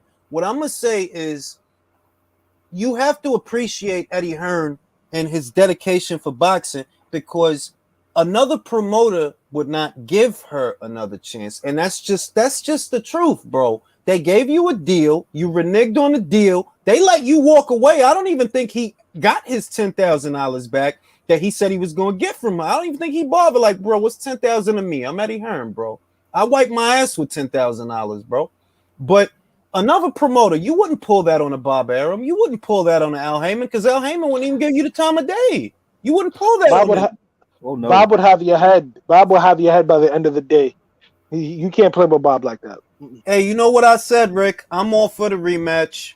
You know what I said, Rick? I'll take the rematch. I'll take the rematch. Who's watching the football game? A-Rod over there with a bad honey dancing in the cold, and she's fine as fuck. Listen, bro, and I'm gonna say this, and a lot of people not gonna like it. I always thought J-Lo was overrated, and I'm not gonna argue about that shit. It's that fucking dress from the Grammys. That's all it was. That's all it was, bro. Thank you, bro. I'm like, yo, y'all still hot off of that? If it wasn't for Selena passing, God rest her soul, there'd be no J-Lo would still be a fucking backup dancer. Let me tell you two motherfucking things. Eva Mendes, all right? Training day, all right? With the droopy titties. Eva Mendes, B. That was always the hairy bush too. I love it. I love it, B. All that. Where's she from? Peru? Hey yo, Ecuador. You think that girl was fucking that? Wait. You just say Harry Bush? I'm with it. I don't give a shit, bro. Go I watch ain't it again. You'll see it. You'll catch a clip. Watch. listen. Hey, listen. y'all know Evie was in Will Smith's Miami video. Y'all remember that? I know she was in Hitch, and I love that fucking Eva's in movie. Hitch, and Paula Patton is, and she still ain't the baddest in there. Paula Patton was. She was. That's really Facts. to be real with you. Yes, like I would have preferred if it was Paula as the joint that he, because she just does it for me, dog. She just does it. The I voice, think though, because of the role or the character Eva played, that she had the best. She's the better actress for that journalist character. At that time, she was more seasoned as an actress. Well, yeah, she had a little bit of adobo and a little bit of adobo, A little sazon, a little She had a little sazon. sazon. Yo, Subriel don't look like he winning this fight to me. I don't know if I'm wilding, but this No, you're not. I think he's losing. Ananyan is getting busy out here, B. I'm flipping back and forth, Jules. You would be highly impressed with what A-Rod pulled today. Hey, listen, A-Rod is with the shits, yo, all right? Like, you got to get back on the saddle, bro. She over there with Ben Affleck having the same old sex. Oh, she's spinning the block. Yeah. She going back to that old thing. Now, he took her back, and I'm like, yo, you really took her back for the same old sex, bro? You fuck out of here, B. Same old Grand Concourse box. Chill. You know it's her fault. You know it's her fault. It's her fault. He quit being Batman. It's her fault. All I'm saying is, look, man, like she said it. Don't be fooled by the rocks that I'm still Reggie from the block. I always looked at her as Reggie, bro. Like I don't. She couldn't even really sing to me. Yo, imagine Matias versus. Like if Selena never dies, there's no J-Lo. Bro, Selena was bad. All right, all that Bad, motherfucking. that was imagine a bad Matias motherfucker. versus. Imagine Matias versus Provognikov. Whew.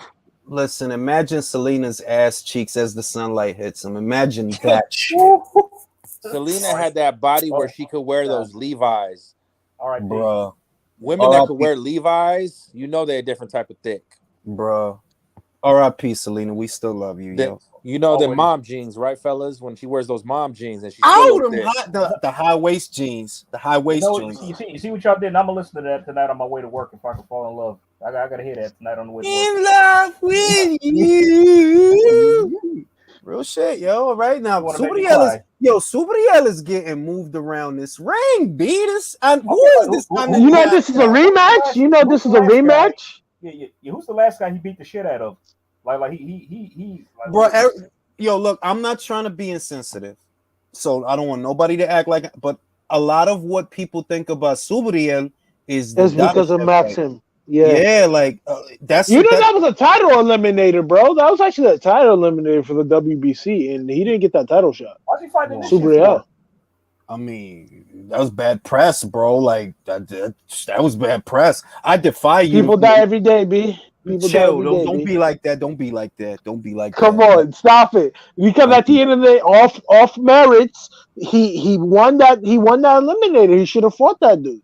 So he should have fought for title. Hold on now. I'm going to just say, for those that didn't catch it, apparently word around the campfire is, ladies and germs, that negotiations have hit a snag between Taylor and Serrano. That's the inside scoop. I'm not surprised because I've been asking for weeks. Yo, wow. who is going to give her $1 million? I'm just curious because she want a minimum of $1 million. Is Jake going to give it to her? Somebody got to pay, bro. That's how it is. Somebody has to pay. If Jake is getting all this press, she's gonna start blaming Jake for that shit. It's his fault next. Watch, he's next. Now watch it be Eddie's fault. If Jake is getting all this press about the fight, go ahead, Eson. Jake And I was gonna say, if since Jake wants, if he's getting all this press about it, he should be covering her purse if it's a co-promotion. I mean, that's what, like, look, he has a fledgling promotional company, but when I think about it, I'm like, is it Jake Paul renting out the big room in MSG, or is it Matchroom? Because if it's Matchroom, then we know who she expects the seven figures to come from. You know what I mean? Like, see, before I understood because like she was signed to Eddie, but now she's not signed to him anymore. She's signed to Jake, so she should be relying on Jake to pay her, not Eddie. that's how I feel. So she was to blame Eddie. It wouldn't make sense. Like blame Jake. It's his fault. You're under him now. Well, so, look, look, Jay, you know how it is, bro. A lot of people, they don't understand a lot of shit. And I'm thinking, like, look, I am not against anyone pursuing more money. We all want more money at the end of the day. But the way that this industry works, it doesn't work to where, well, you just ask for something and you're gonna get it. Nothing really works like that. If you want $1 million, you have to be good for $1 million. A lot of people like to quote that cliche, no, you get what you negotiate. No, motherfucker, you get what people are willing to give you. And whether or not they're willing to give you $1 million is based on whether or not you're good for it. I don't know that Amanda's good for $1 million, but I know that's what she's What's her marquee value? What's her marquee value? Name me 5 fights that Amanda Serrano's been in that, you know, will warrant her $1 million. I'm gonna put it this way, Chris. It's cool that Jake was willing to give her the big purses that he gave her. I think that was really cool of him, and he is a Capricorn, so I know he's in the spirit of giving.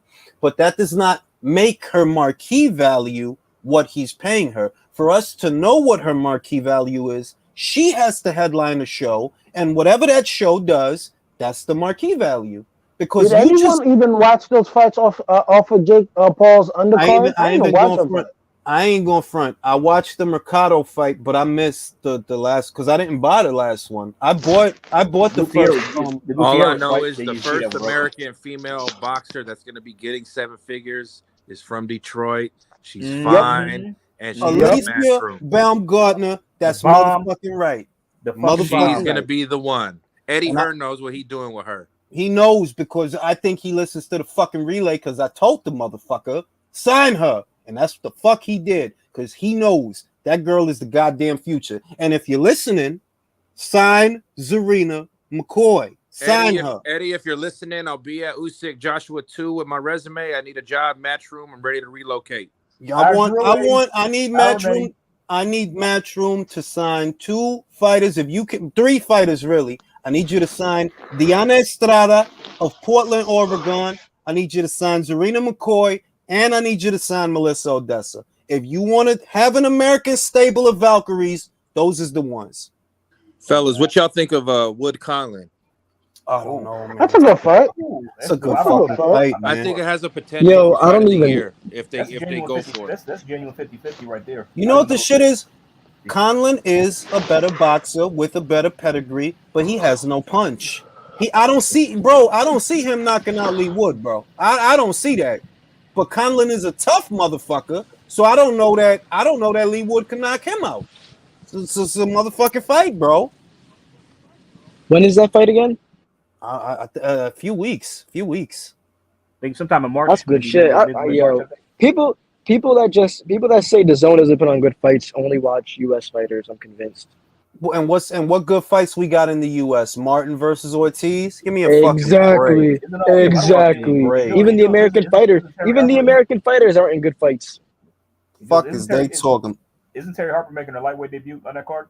Yeah. And I'm looking forward to that. She's gonna fight Heather Hardy of Brooklyn, who fights out of Gleason's gym. Heather is a cute, awesome, tough girl. I got a lot of love for Heather Hardy, but I don't like her chances in that fight. Neither do I. I just don't like her chances. Like she never had the power at featherweight. You talking about a lightweight fight now? Nah, you gonna get your head jabbed off. That's what's gonna happen. I have to ask you a question. Do you think Terry will stop her? No. I think Terry's gonna work on her jab, work on her movement, and work on developing the left hook so she don't mess up the right hand again. Got you. Sorry, go ahead, Chris. It's okay. Julius, why is Morris Breedis holding up the cruiserweight division? Because at one point in time, I thought Breedis was going to beat Okoli. The longer this plays out, I see Coley actually sparking him out. He's tattooing Jake Paul on his thigh, bro. Listen, Yeah, bro, that's weird, B. That's weird. I ain't never tattooed another man. Like, yo, like he looked like he been in prison and like dude took his manhood. Like, what type of Yo, stuff is Breedis that, is a bro? strange dude. I think he's just a strange dude, to be real. He's just a strange listen, dude. he Real had a shit. promo. I don't know. He just gives me. He had a promo that he uploaded earlier today. This was in the morning, and he's talking to his cat. It's like a gray cat. Go to his page. What? And he asks, I'm not playing. He's talking to the cat, and he asked him about Lawrence Okoli, and the cat didn't say nothing. And then I think he asked him about like somebody else, and it didn't say nothing. And then he asked him about Jake Paul, and the fucking music came on. I'm like, yo, this dude is shameless, bro. Like, stop. He's tripping, bro. He's tripping. Julius, He's tripping. Julius. Yo, I love Lat- Breedis. He's a motherfucker. He's a motherfucker. Y'all do the Jake. Latvia. I gotta ask you a question. That's your man? You claim him? You love him unconditionally? Do you sound Latvia, like really? Does it sound like I claim him? B, you ballin'. No, I said Latvia. You claim him? You claim this dude? That's your man. Y'all love him. Yo, that's probably how Latvia, you should be ashamed, bro. That's how they get down over there in lasagna, bro. In lasagna, that shit is Lasagna. cool. Holy shit. I mean, but real talk. Does Jake Paul even know who? I don't think he does, bro. he is. No. And That's if why Jake it's even Paul more knows pathetic, dog. And if Jake Paul knows who Marsh Breedis is, Marsh Breedis will kill Jake Paul. He put him in the hospital. Y'all remember what he did to Nah, I Manuel don't Charlo, think bro? Paul knows who he is. Yeah, Yo, but I even if he think didn't Paul know. Yo, Subriel is getting fucking worked, He's bro. getting pieced up. He's getting pieced up, man. He is getting beat the fuck up, bro. This is a rematch. He lost to that guy already. This is a rematch. He lost him already. He got dropped the first fight. Yep. Yes, he is. Watch. He gonna lose again. Watch, man. This dude might have his number. Bro. Well, that's a fucked up name, Subriel. That's a fucked up name. Like, bro, why did they call you that? Subaru Matias? What does Subriel mean? Jules is Subaru experiences what Jules experiences with the name. I'm just saying that's a fucked up name, bro. Subriel. Like, bro, what was your mother thinking? Motherfuckers don't want to have to say that shit. Chill. Like a regular name like fucking Subriel. The fuck, He just beats every 140-pounder not named Josh Taylor, I think. Bro, Regis gets this Regis guy. still beats him. Regis gets this guy. And back to Serrano. Where is the data that shows she's a 7-figure fighter? Nowhere. Yo, that's what I'm saying. She's just bopping off of Katie's name. All these fools on Twitter saying she deserves it. There's no gender pay gap in boxing.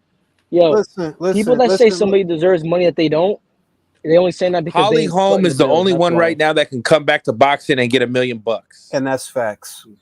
And that's based. That's not only facts. It's based on metrics. All right. The only fighter that could step in there right now and command a 7-figure purse, not named Katie Taylor, is Holly motherfucking Holm with those hot thighs from Albuquerque, New Mexico. Don't argue with me. Oh, you ain't lying about them thighs. I know I'm not. The fuck. I did the research. You saw them leg kicks, huh, Jules? I did the research. I know the preacher's daughter. Yo, Ronda Rousey is the most masculine woman I've ever seen, dog. She's so masculine. That's too much. Wait. So you've never seen Amanda Nunes? Yo, I forgot about that joint, yo. Oh, shit.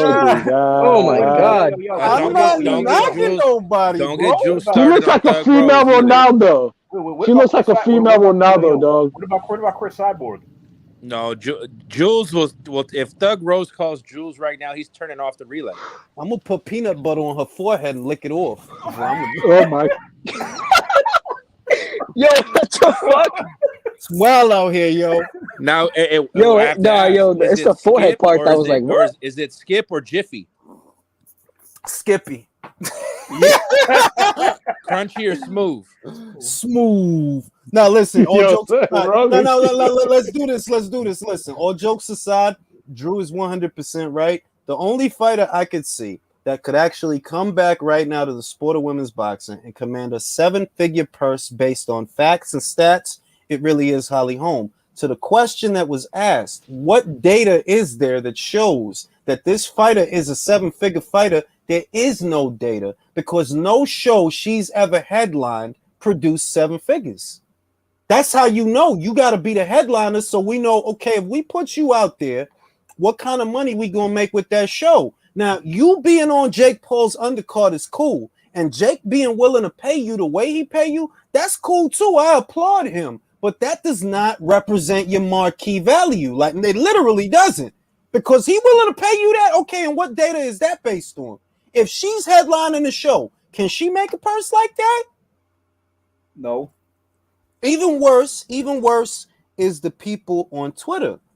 They want to die on the hill over Amanda, except when it comes time to buy her fight or when it comes time to see her fight. There is no reason I should be able to tell you more about Amanda than you can tell me. All you can tell me about Amanda is what Showtime or champion is 7-weight. Yeah, we all know that fucking shit by now. Can you tell me who she fought? And the thing is, Holly Holm will be bringing 2 sports fan bases to the table. And she has a nice ass. I mean, I'm not trying to say nothing, but she has a really nice fucking ass. And I think that, I mean, it's nice. She has a nice rack, too. She's a nice tip drill. She's a tip drill. You see her face? It must be your ass because it ain't your face. She's a nice tips, I'm gonna tell you what. I like the steely stare from Holly. I've always appreciated that she has blonde eyebrows. I've always appreciated that. So it looked like she got no expression.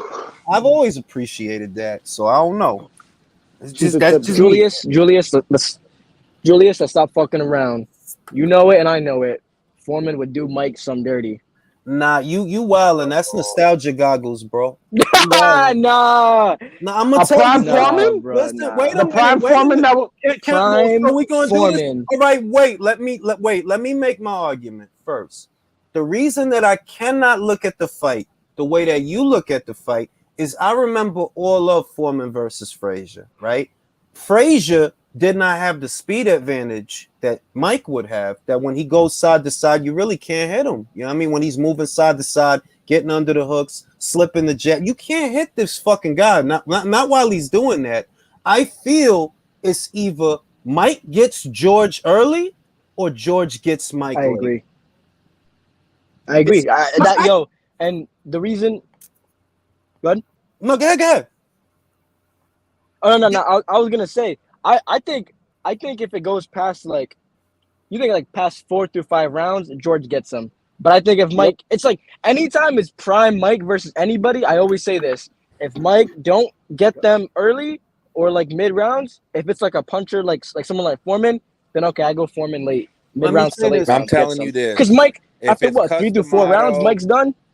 If it's Customato and Rooney in that corner, Mike's not fucking losing. I'm gonna say this: the Mike Tyson, and I don't like. I know that a lot of people are gonna take this out of context, but I'm just talking about the condition of the fighter, the condition of Mike in that fight, I should say. The Mike Tyson that fought Trevor Berbick, give me that Mike, and give me the Foreman that fought Joe Frazier. It was different with Joe. If you look at Joe's left hook, I'm not saying it was wide, like stupid wide, that you could fit a couch in it. In between the shot, I'm saying that his left hook was a lot wider than Mike's. Mike's left hook was real short, real tight, and you couldn't see it. He throws so fast, he gets you to cover up. Then he'll throw a left hook to the body and a right uppercut. Bruh, it's nasty out here, B. Nobody had that kind of speed, bro. Yeah. I was not at heavyweight. Foreman never saw. Yeah, I was gonna say Foreman never saw that kind of speed. I'll admit that. But I really don't think that Mike gets him out of there early. I'm just being real. I really don't think he does. And that's why I think after 4 rounds, that's when the onslaught's going to die down. And that's when I think George is going to just start bullying him around and just Frazier. That's what I think will happen. I don't see Tyson get him out of there early. I really don't. I don't think so. And I'm telling you, I can see that. I'm telling you, because speed kills. He had power in both hands. It does. It ain't all about. All about. Oh, I gotta land this right hand, or oh, I gotta land. No. He had power in both hands. I could see it. I'm not saying it's a lock. But I could see it. Yo, Man, no, that's I what- feel like Mike's I feel like that trademark fight could left go to a the lot body. of ways, yo. I mean that Mike's trademark left to the body. That was something nasty. He dropped several fighters with that shit. Bruh, But Mike I just Tyson's see never George faced keeping a him back, puncher bro. I like just see George Foreman. George hits hard, bro. Like, did y'all see that heavy bag that his trainer was holding? And that was a big heavy bag. bro, He was not- denting that, bro. I'm telling you that. I'm not knocking George. I'm fully aware of George's power, right? But did you see the Jimmy Young fight? Jimmy you Young see- doesn't Yeah, fight like that's true. Mike Jimmy Tyson. Young I'm just no, down. wait, And wait, wait. who's the more fundamentally sound boxer? out of those two? Exactly. Yep. All I'm saying, and it's not complicated. All I'm saying is I don't put on the nostalgia goggles to where I'm completely dismissive of Tyson versus Foreman. Now I could see a scenario where Mike gets him. I could see that. But if he don't get him early, I he feel the don't same get way. him. He don't get him if he don't get him early. Facts. But there's a chance that he And could get him early. I agree with that. For me, I personally, Tyson was one of the most mentally fragile elite fighters. Ever. Once he lost Rooney and D'Amato, it was a wrap. Let me read the super chat. I just found out about Beck Hawker last week. I'm gonna do video. I'm gonna study her because I literally just found out about her last week, and I want to do one on Jasmine Parr, the daughter of John Wayne Parr. Those are two Australian prospects I got my eyes on. But I am aware of Beck Hawker. I am aware of her. Now I'm gonna say this. George Foreman didn't have, and this is why I don't jump the gun or jump to conclusions. George Foreman had some of the best punch resistance boxing has ever seen. He did. So it's not absolutely. That's why I'm like, I don't know. But what I see is a situation to where if he gets dropped 3 times in the same round, I could see a referee stoppage or a corner stoppage, and that's how I see it. Not that he gets slapped, but that he gets dropped because of the speed. That he keeps getting dropped because of the speed. I mean, Jules. I think George would just fucking tie him up. George could just tie. George. He could. Bro, remember George uses the cross guard defense, bro. You could put an uppercut in there easy. I mean, just like the crazy thing about George's punch resistance, like when he came back when he was old, it was even better than when he was younger. It's like he was like a granite statue. He was. Did you not see the Alex Stewart fight? The Alex Stewart fight, he took a horrible beating, bro. Like, I mean, dude, Holyfield he took a terrible several beating times in that fight. Holyfield unloaded on him several times and didn't even like. It's just wait. hard. No. Wait. Shh. I gotta debunk this shit. First, if Mike said that on video, I would agree with you. But I did my research on that story, and all that information is secondhand information. Now, if somebody could ask Mike about it on a Hot Boxing podcast, if they could ask him about it, then I will concede. But until that happens, that is secondhand information. I'm not. Why would you want him to get hurt like that? That's dangerous. Somebody has like to, that. bro. Somebody has. You ask him. You ask him. Fuck out of here. It ain't gonna be me. It gonna be me. That's the thing. That's the thing with Mike Tyson matchups, bro. That's the thing with Mike Tyson matchups, bro. It's like, yo, it's. Sorry, go ahead. No, you can go. No, I'm saying, was Foreman ever even dropped when he made his comeback as an old man by anybody? No, not as an old man. They see? Not as an old man. He fought loads of punches at Tommy Morrison. Bro! Oh my God, bro. It's like, it's just, his chin was on. Yo, I really wish they would have fought. Old Foreman versus Mike would have been. Oh, yeah. Even when it could have happened. You gotta understand, though. You gotta understand that Old Foreman for a couple of years after the comeback, because he didn't fight Holyfield right away. It was like 6 years, right? He didn't win the title until he was 46, but the comeback was already in full swing several years by then. He fought a lot of fucking guys on the way back, and for a good chunk of the comeback, it was kind of like a novelty act in the beginning. Motherfuckers didn't really take it serious till the Holyfield fight. Enian is down. Oh shit, Enian getting pieced the fuck up. He just got dropped. Subaru just put him down. Oh! Fucking Subaru. Subaru Mazda Miata. Stop playing. That That man got the murder game. Stop playing with him. Can I ask a question? Why this referee got this fat old ass? Hey, yo!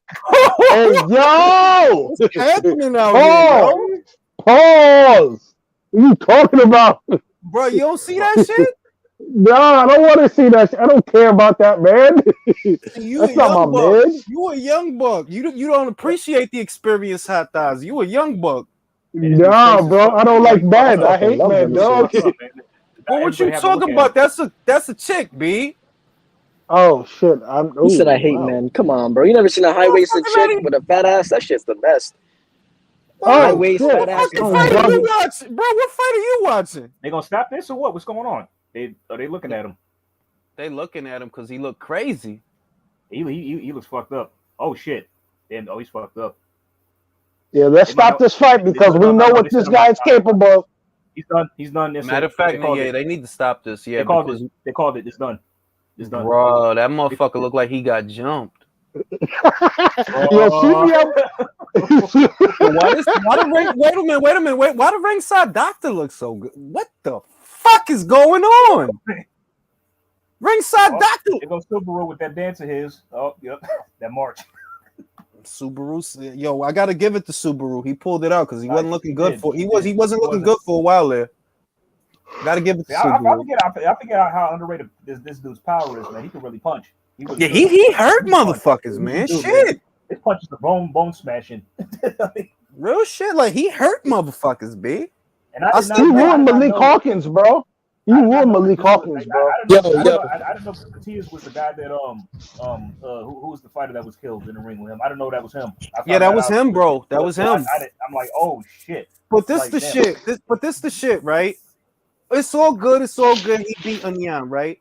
Mm-hmm. Yo, is he gonna actually fight for a fucking title or what? Zapata. He was supposed to.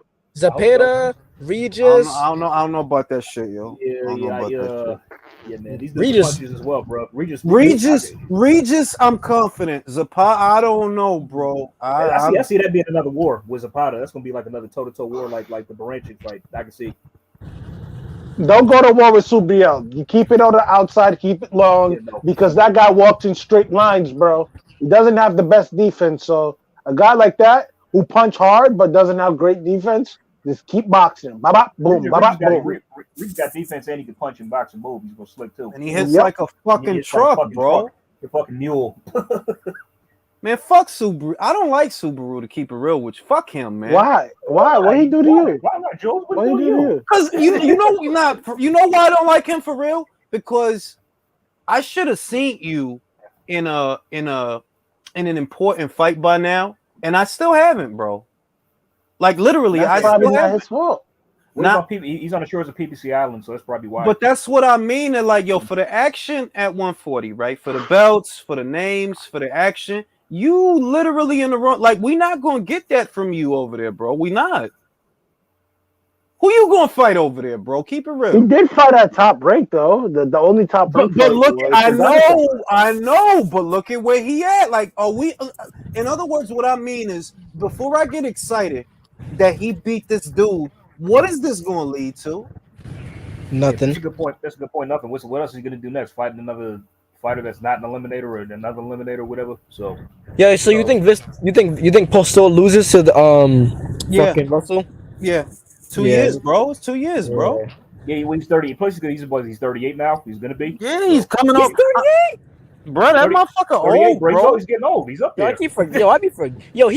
Ramirez really got a fucking gift over a 36-year-old. Nah, that's crazy. Listen. Wow. Listen, Victor Postol hairline been fucked up, bro. That shit is not news, bro. That motherfucker shit been like a crescent moon, bro. Like that motherfucker been old. That's because of Terrence Crawford beating him up like that. Yo, Crawford punched the fucking head. Yo, he don't get enough appreciation for that shit. Yo, that's what I'm saying. Everybody tries to make it seem like Postol. Danny didn't want to fight him. And now look what happened when fucking Taylor and Ramirez fought him. The knockdown really saved Josh. The knockdown really. Do you know what makes me mad about Danny Garcia? that I always wanted to see him get knocked out, and I still haven't gotten it. I'm sick of that fucking. Yo, he's not gonna fight shit, bro. He's not gonna fight shit to He get don't want knocked to out. fight Yo, shit because he Julius, knows stop. Jules wants to see him get knocked out. Tired of that motherfucker, man. His bum ass mixtape. You tired of I thought you was Angel buying one of them Garcia? suits, Jules. So somebody having 9 go to the hospital, please, to make sure. He I doesn't thought you have was brain getting one of damage. them Manolo drip suits. Listen. What I really want, you know what I really want? I want Danny Garcia versus Brian Castano. Can I get that? Don't do that. Don't do Oh, my that. goodness gracious! Let Don't me get do that. that. Brian I want that motherfucker. Brian kill his ass. I want them to scrape that motherfucker out the ring with a spatula. Yo, Julius. God damn. Julius. Oh shit. Real shit, yo.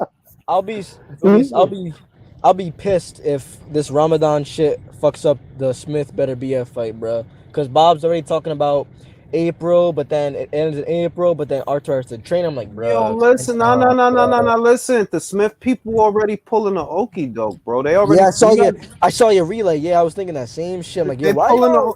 Bro, you know what it's about, bro. You know what it's about. Canelo, bro. Everybody keeps trying to blame Arthur for that fight not happening. I'm like, bro, it's multiple reasons, but nah, I don't know. Listen. Arthur fought motherfucking Vosdick. You think he's That's what I'm saying. Joe Smith? Please. Listen. Bob Arum, when Joe won that belt, Bob said the negotiations were set and looking at venues. And what does Joe do? He pulls out to do the 2-fight deal for Jacobs. Then it doesn't happen. But everybody keeps forgetting about that. I'm like, bro, they were literally in negotiations. And Bob said, a quote from Bob, the fight is all set and we're looking at venues. And then not but a few weeks later, Joe comes out, oh, I got a huge offer for Daniel Jacobs, whatever. Okay, cool, whatever. I mean, it is what, he's on. To me, that's the first duck. Exactly, that's what I'm saying. But everybody keeps trying to say, "Oh no, it's Artur," because Artur hasn't said nothing. But bro, come on, you really gonna believe Joe's manager? Speak English, bro. That's what I'm saying. Yo, say? Bro, I talked to Irv about this 1,000 times. I'm like, bro, it's literally documented. The fight was set. Bob said, and fucking Joe posted, I got an offer to fight Danny, and he said, I'm gonna do this fight than Jacobs. I'm like, bro, it's a duck. What do you mean? How is it? He's like, oh, how come Artur said nothing then? Oh, DeGuardia said that it was Artur. Bro, I don't need Artur to say shit. The proof is right there. The fight was set. He pulled out to do the Jacobs deal. Listen, it been that. Look. At the end of the day, motherfuckers know some common sense shit. Do you think Artur's really worried about this guy, bro? Look at what he did to Brown. Look at what he did to Vosdick. You think he worried about? I don't got nothing against Joe, by the way, but you honestly think Artur better is worried about Joe? Yo, I hope Joe's that the fight weakest happens. link at 175. Out Real of champion, he's the weakest link. He didn't beat Everybody knows Blasov that. to be Everybody knows that. real honest. Come on, man. Fuck Like Artur would smoke him, bro. I think Yo, Artur sitting around Russia with them bears in that cold ass weather. I don't want to fight Joe Smith. You crazy, bro. Yo, Artur looks like he fucking sits next to bears and eats, bro. That's a scary dude, bro. That's a scary dude. Big old motherfucking forearms he got. You think he worried about? I don't got nothing. And once again, I gotta say this in case somebody in Long Island listening. Listen, I don't got nothing against Joe. I'm just saying, motherfuckers not gonna sit here and try to convince me that Artur better be his work. Please, B. That man dropped Usyk in the amateurs, please, with a body shot. And almost beat him. And almost beat him in the Olympics. Wild. Bro. Motherfuckers need to stop this shit. He stopped Vosdick not once, not twice, but 3 times. He beat Kovalev too in the amateurs. He stopped him 3 times. He stopped him 3 times. Motherfuckers going to, like, if anything, Isan already he already, like, to me it's already a duck. Like, bro, you was supposed to fight Better Beef already. You the one that changed gears and said I want Salamov and Jacobs, and motherfuckers let you rock. But that was a decision that your team made, all right? That wasn't Better Beef pulling out of that nobody fight. Talks about that. Nobody talks about that. I'm like, like, y'all not know they were in negotiations after Joe won that belt. Bob already, it's obvious. Joe had WO, Artur has 2 more. What's the obvious thing? Boom, 3-belt unification. What? Bob's okay. The fight's all set. Looking at venues, and then Joe posts, "Oh, I got an offer to fight Danny Jacobs." I'm like, bro, like, the motherfuckers does not know about this. Listen. think about how it looks, bro. Remember that Danny was coming off of looking like Dookie with Gabe Rosado. You skipped out on Orto to fight him. A dude coming up from 68 that just lost to Gabe Rosado. You're not like, nah, Big, it's a duck, bro. That's what I'm saying, bro. I'm like, yo, for real. I'm like, yo, I love Joe, and he's common man. I love Joe, but I'm like, nah, bro. Don't tell me Artur's scared of this dude, bro. There's nothing to be scared of. There really isn't. Thank you, East, because that's all I'm trying to say. That's all I mean. Yo, you know, Joe gonna do what Joe gonna do, but don't try to convince him. Yeah, Artur holding it, please. Fuck is y'all talking about, like, bro? Do you see that motherfucker's face? You see how much chest hair he got? Get the fuck out of here, bro. That dude eyebrow, he got more hair on his eyebrow than motherfuckers got on their hairline. That dude is not playing with people out here. That is a white bear. He's a white bear, bro. Yo, fellas, hot take. I just saw this on Twitter. Mahrez compared Subrio to Tito Trinidad. Shut up. I mean, like, not the way he fight. He don't look nothing like Tito when he fight. Fuck is he? Mahrez, shut up. Fix your eye, dude. Real shit, like that's his eye acting up. Like he don't know what the fuck he talking about. B. Isn't that the guy who won the title by low blows? Yeah. I remember that fight pissed me off. Russell Wall should have got shot in his head.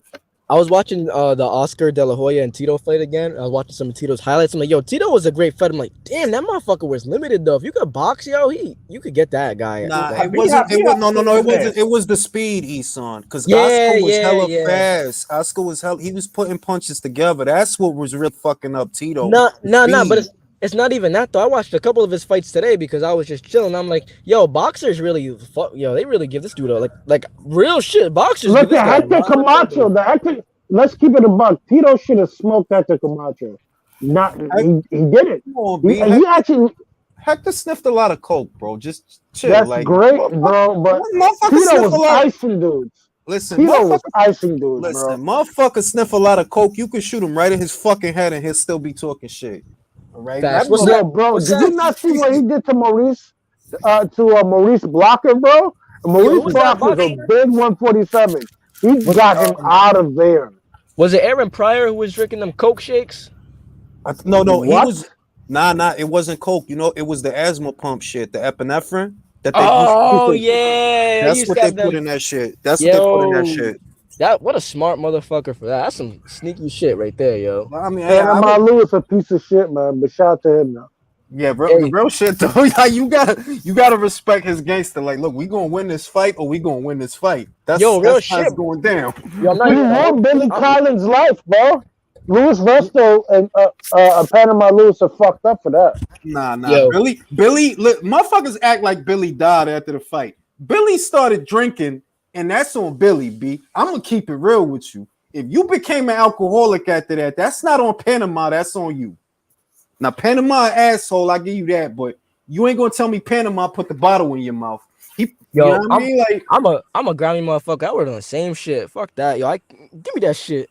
Word, like if I'm not even gonna hold you. If I got the puss in, let me stop playing for motherfuckers. Get mad. Let's get mad. Yeah, yo, why this grimy ass motherfucker talk? Grimy ass. I'm grimy.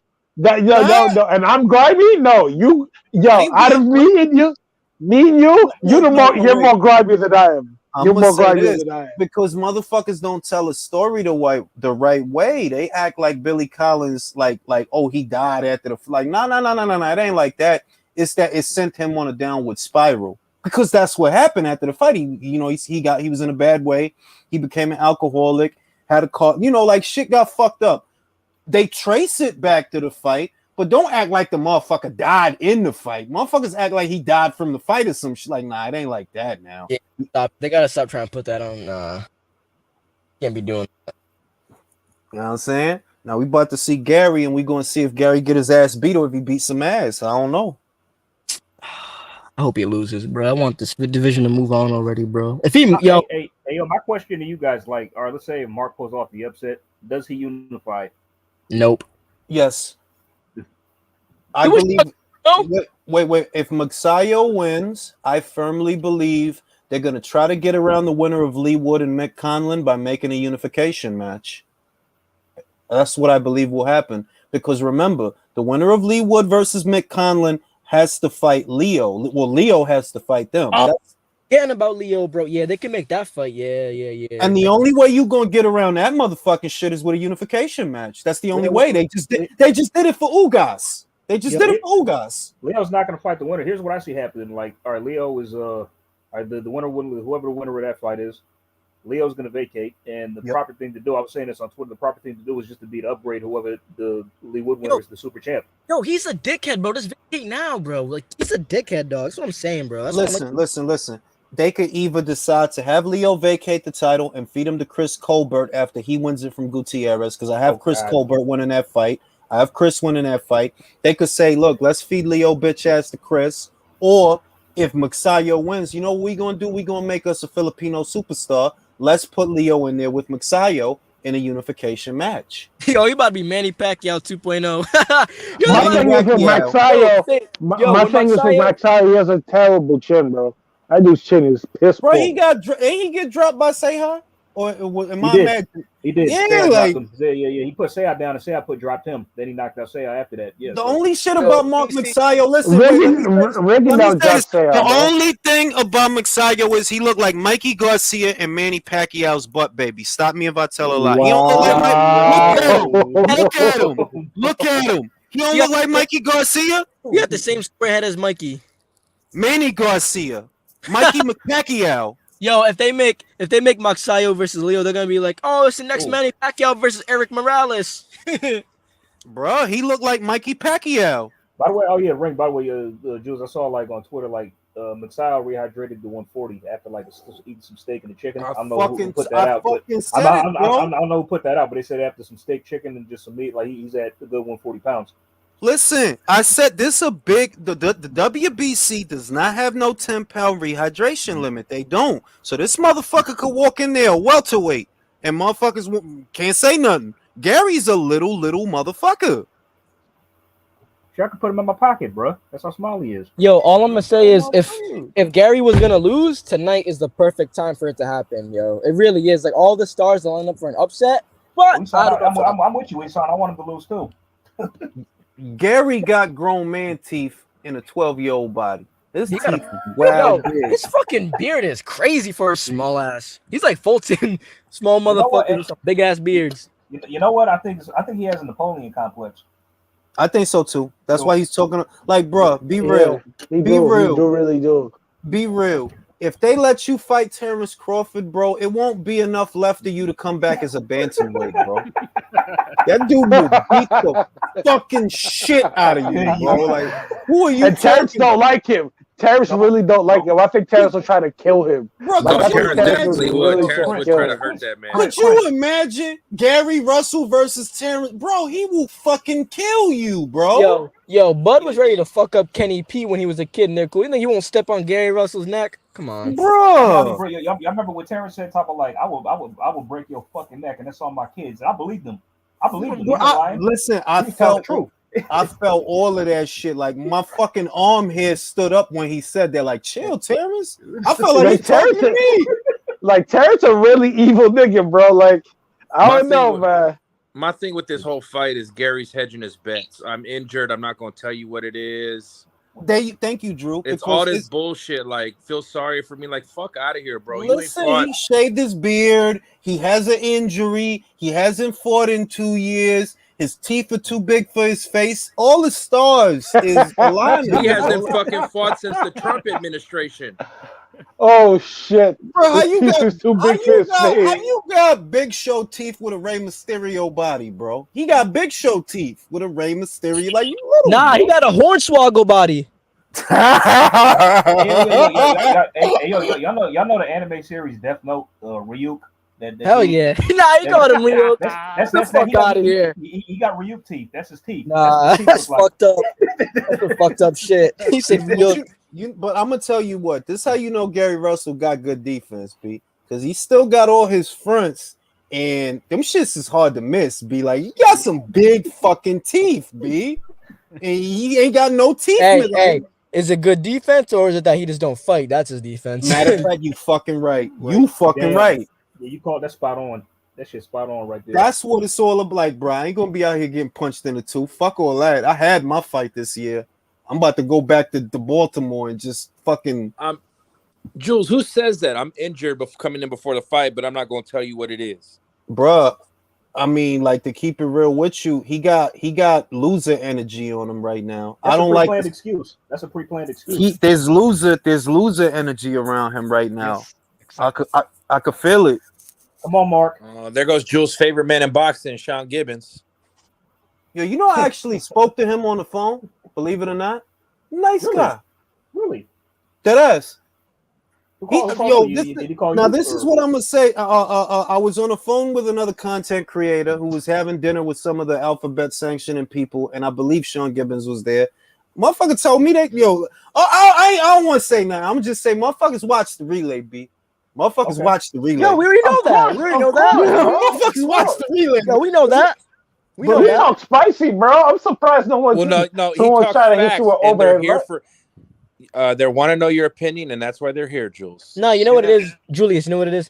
It's because like people care. They want to know like what the boxing community kind of says about what they do a little bit. So of course they're gonna know. And not for nothing, the relay is like the only like consistent like boxing information. You know what I mean? It's like you're the only Objective. channel I see I'll go that has, even like, further. I'll go even. They consistent want to know. episodes. They want to know what the fans that fucking pay for the sport are thinking. Thank you, Drew, because that's what I've always felt it was. Like, yo, dog, I make it real public what I pay for and what I don't, and a lot of shit don't matter. But who spends money? That's what matters, bro. The people that spend Sean money. Gibbons follows me on Twitter. I show him like, look, bro, when we were going back and forth, I spent a first class ticket to go to London.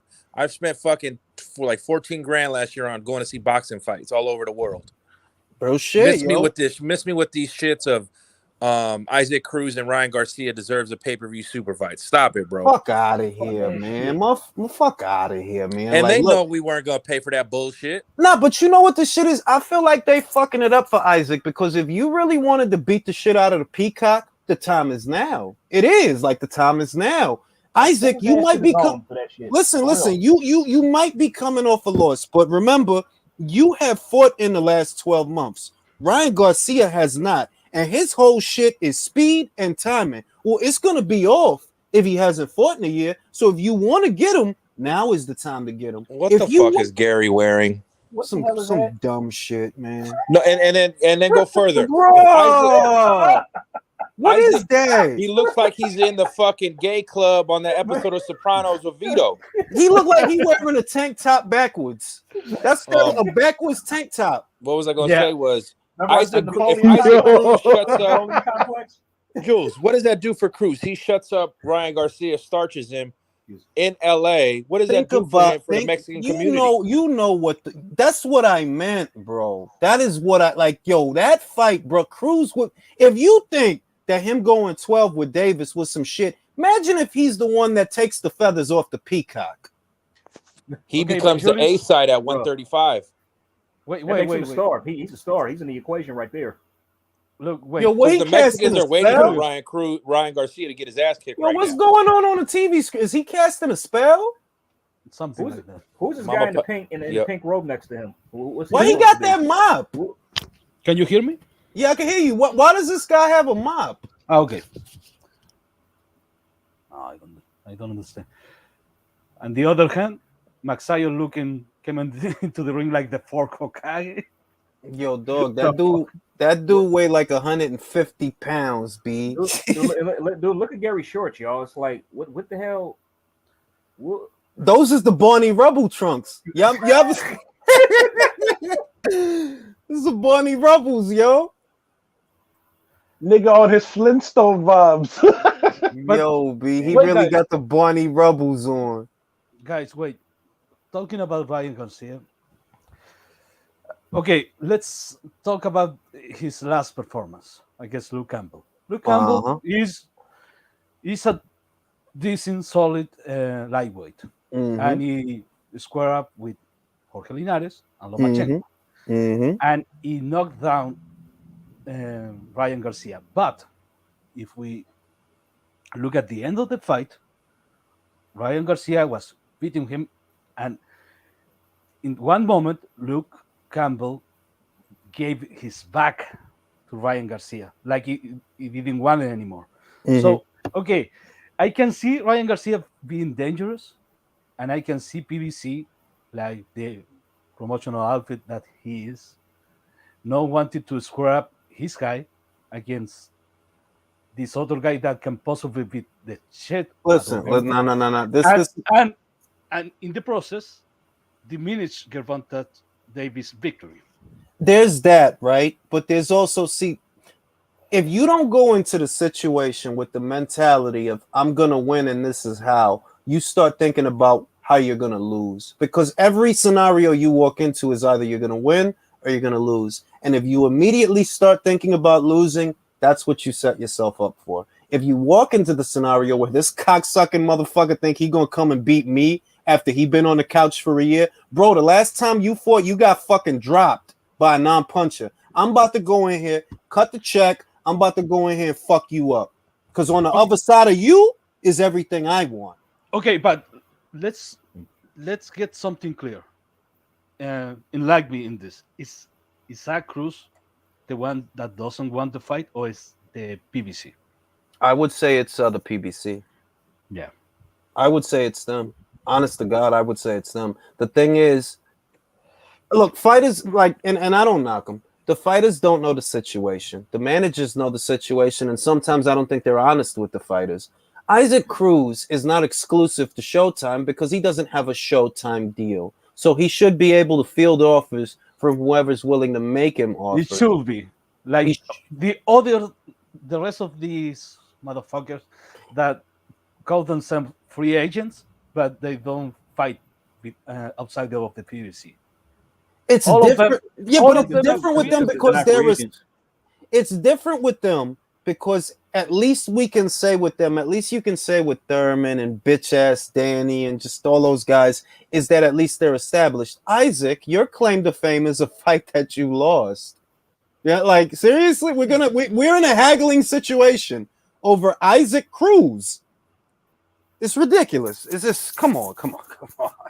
Hey, Jules, I like how you said that with full vitriol. It's like Danny's bitch ass. It's like, damn, you really. I'm fucking tired of him, dog. Like I just want somebody to fuck him up. God, do you realize nobody has dropped this asshole? Nobody. Oh wow, that's wild, man.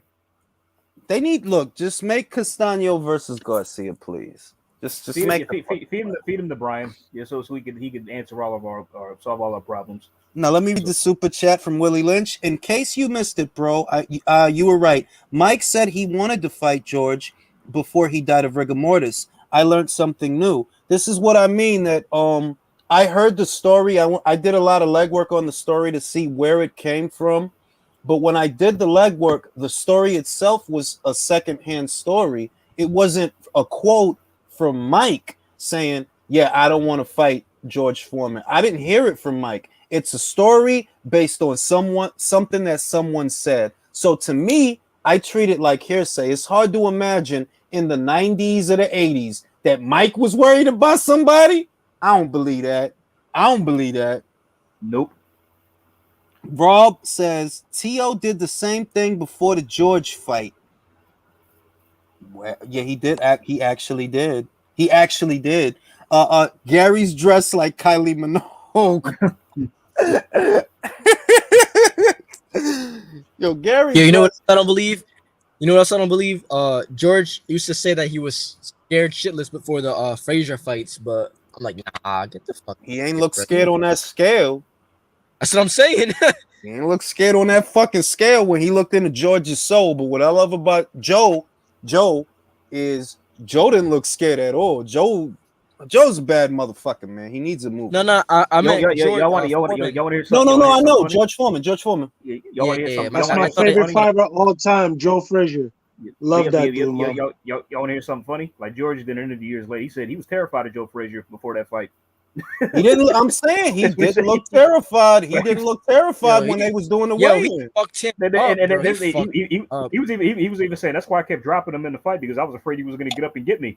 I think you know what I think. I think George just says a lot of shit now because he's really Yo, happy. for real. Yo, he says anything. Because he didn't look scared to me in the fight or on the scale. So I don't know. All right, it's about to go down. Let's see round one. Let's see how it starts. I am 30 seconds into round one. Gary looking a little weird. Yeah. Magsayo's going for it. Oh. If Magsayo wants to win the fight, he has to be physical, use his size, and rough him up because you ain't winning no boxing match. Thanks. You got to rough him up. He's rusty. You got to make him work. Don't let him go through the gears. That's it. Put something downstairs.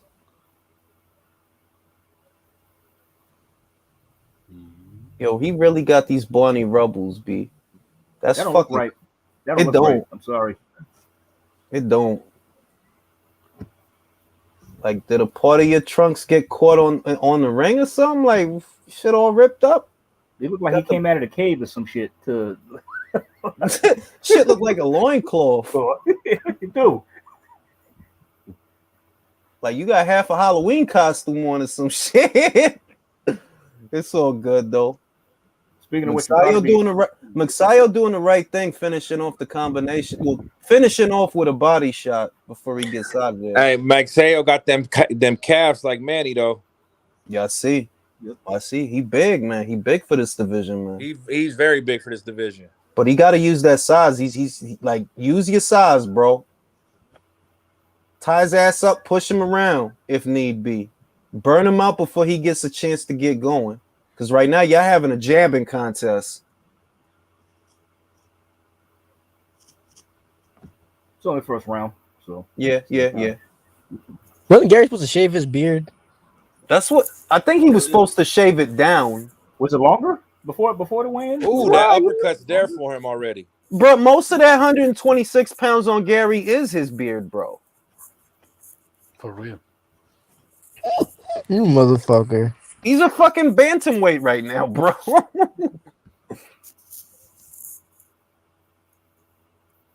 Gary don't look half bad, though. And the marking up with a straight left. Okay. Oh. Ooh. Careful, Gary. Gotta watch it. My TV froze. Ain't that a bitch? Uppercut is there for Mark.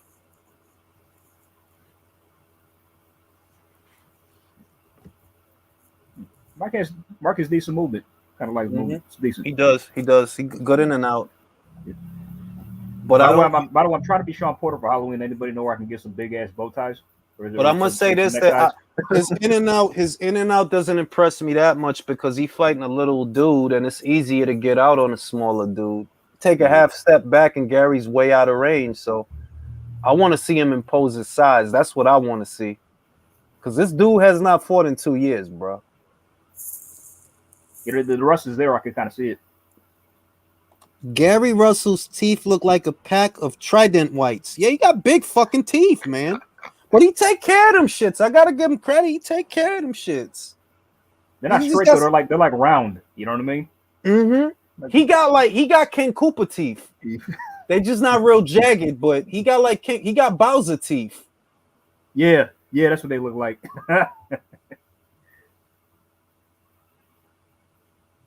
You want to see the first round? I think that first round looked like a Magsayo round. The cleaner punches and the telling punches was Magsayo, but he didn't dominate that. Ooh, he's coming out nice in this round.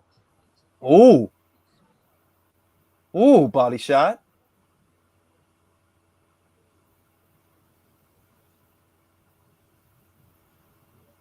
All right, Gary. Gary's like, this is my title. You can't have it. All right, Gary.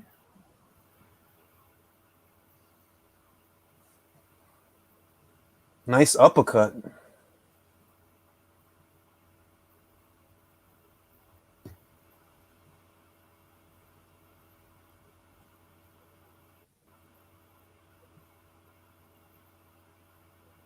Hmm.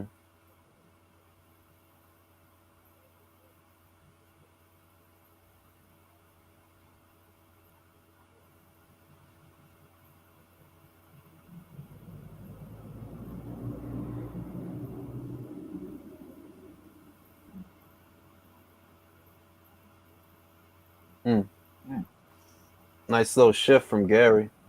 Another nice little shift from Gary. It's a Gary round for me so far. Yeah. Cool. Another upper cool. Okay, Mark coming back now. Hold on.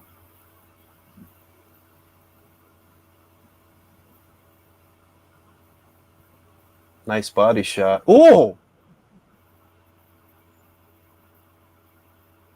Mark has to do, get his attention, let him feel that shit. He ain't been punched in the face in 2 years, man.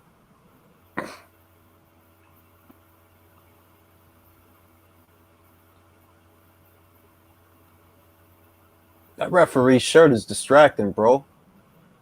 Fucking shit too bright. Yeah, man. Go back to go blue or solid black. Real shit. That shit is blinding, bro. It's like headlight white. Bro.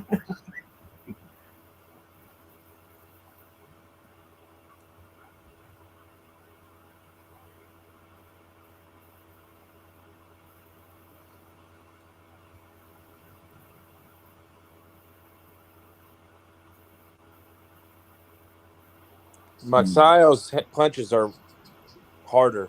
Way harder. Way harder. Gary's throwing pillows up there.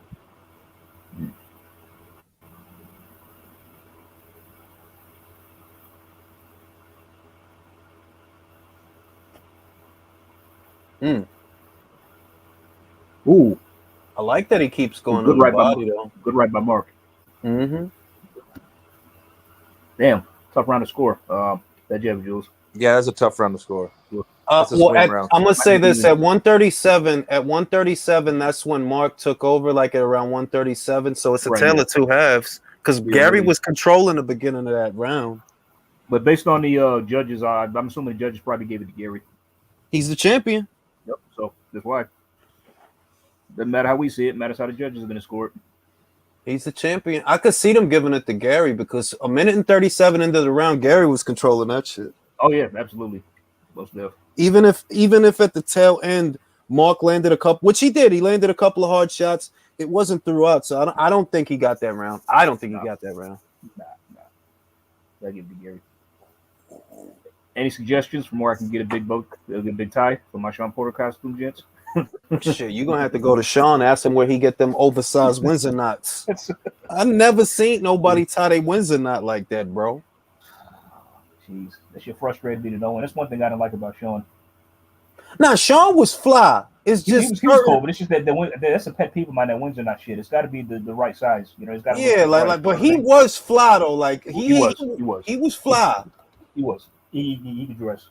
Whoa. The body shots is what I'm noticing. That he really committing to the body. Is a lot of body shots. Here and there, he's sneaking those body shots in there. Oh, yes, he is. And Gary. You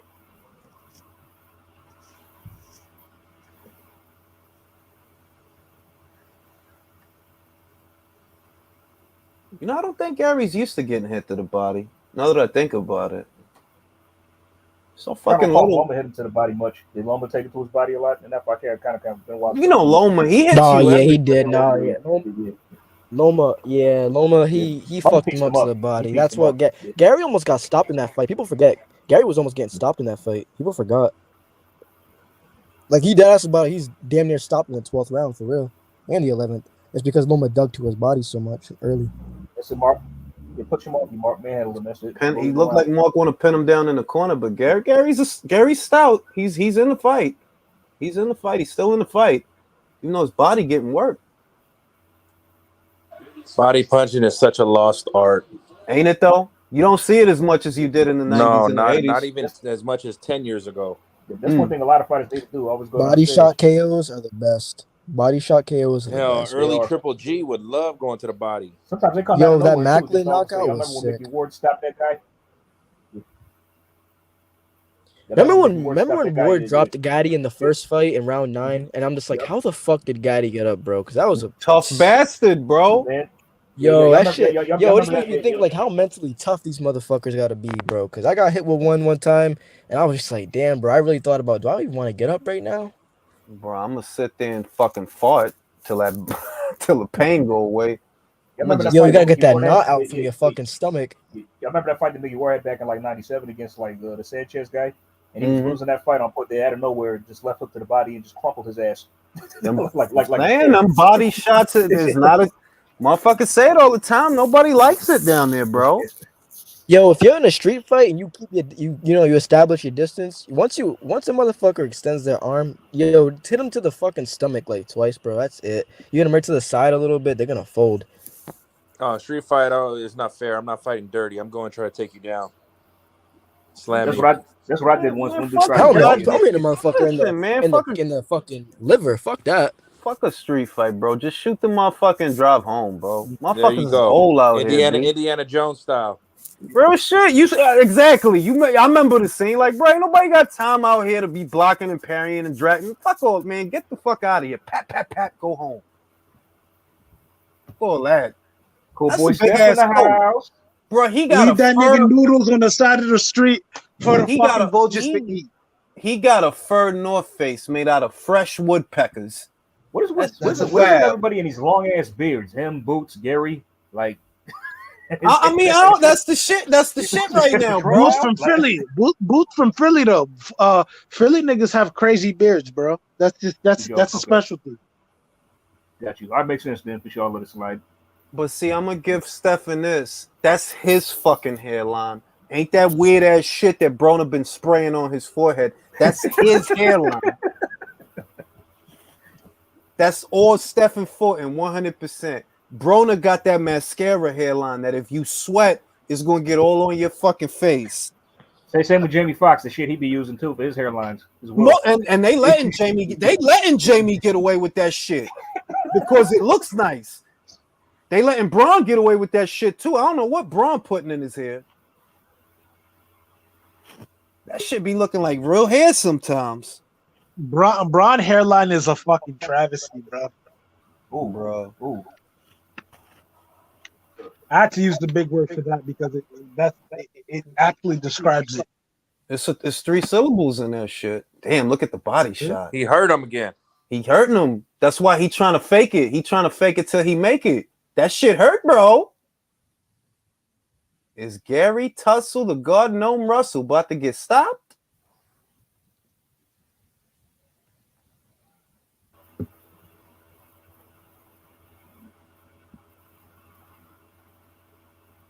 He has committed to the body. Every time he gets up on him, he puts one downstairs, even if it's just one. This shit's hard to spot too. It's very sneaky. Mm-hmm. Yeah, that's exact. He's sneaking them shits in there.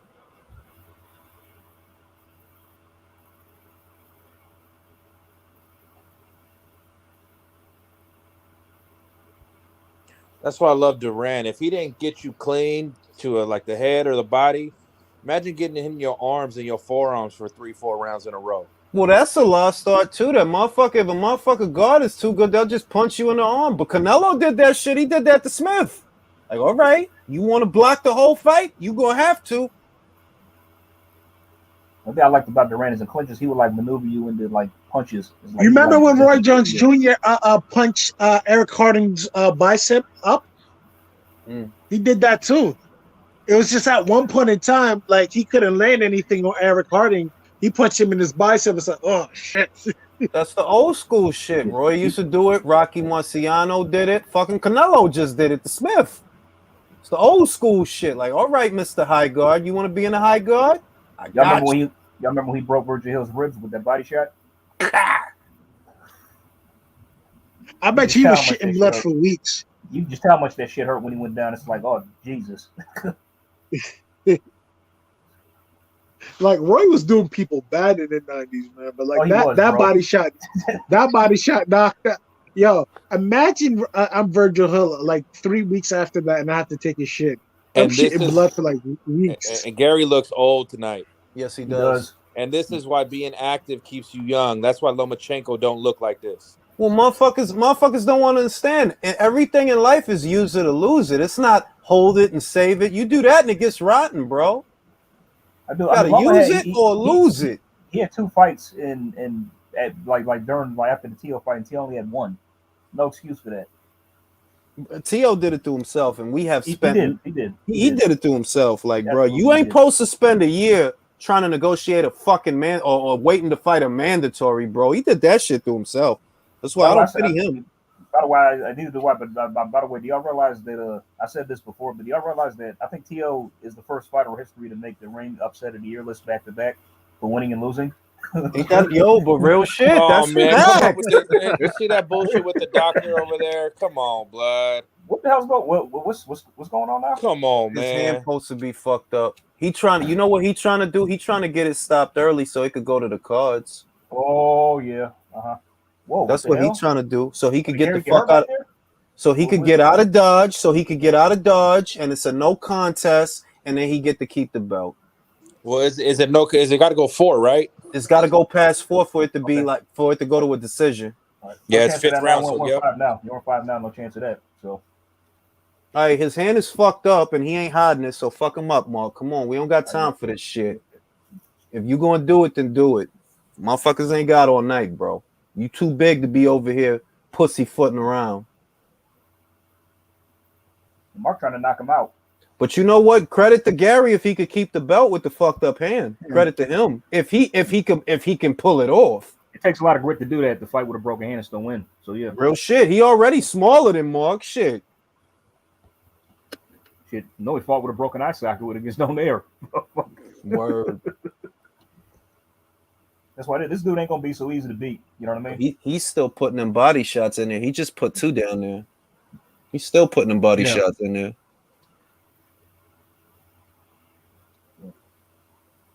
I do want to see Magsayo be a little more aggressive, though. That's what I mean. Man. He's taking his time too much. He's being too tentative. I would like to see him double up the jab. And Gary's there to be pushed off the cliff now. He is. Stop throwing hooks. He keeps throwing hooks. He keeps missing with hooks.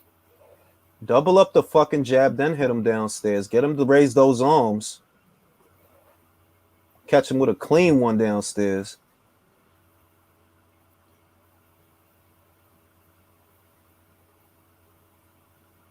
Because this man is literally fighting with a fucked up hand. It's his right hand, ain't it? That's messed up. It's his right. Mm-hmm. It's the right. It's his jab hand.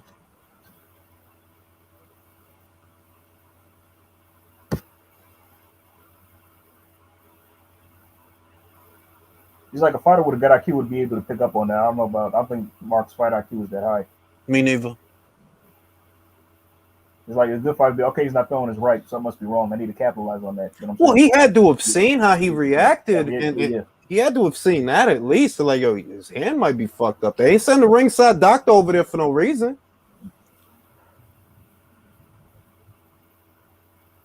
What I'm not liking is he'll get Gary in the corner, but then he'll let Gary off the hook. He'll get him in the corner and then let him off the hook. Like, yo, you got him, bro. Just double up the jab, then hook to the body. But I don't want to be that ringside. I don't want to be that armchair guy. That's what I'm waiting for him to do because I see that it's there for him. When we get to the championship rounds, and this is still like the same aesthetic, then like Gary got this on points. I think he might. He's not landing a lot, is what I'm seeing right now. He's in this round. He's not landing much of anything. He's throwing more than Gary, but he's also not landing.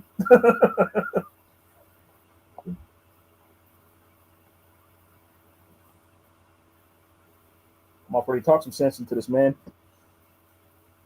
They got to know that his hand is hurt at least by now, because Gary didn't do a heck of a lot outside of get out of the way of punches in that round. I'm impressed by Freddie Roach's hairline. I want to say that. He's really fucking old, but he still has a lot of hair. I'm proud of him. I am impressed that he's still hanging out. I'm proud of him. He's sick, bro. You need help, boy.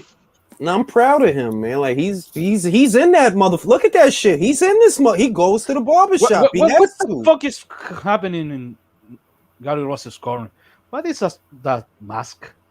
That's worrying. He got asthma. The fuck? Nah, I don't know. What is that? Are you guys seeing this? Yeah. The fuck is that? Nah. Is that for asthma? You're messing with me.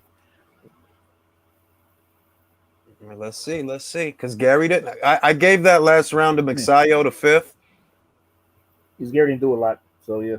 Gary just didn't land a lot for me. That's the main thing. He didn't land much of anything in that round. Okay, he teed off right there.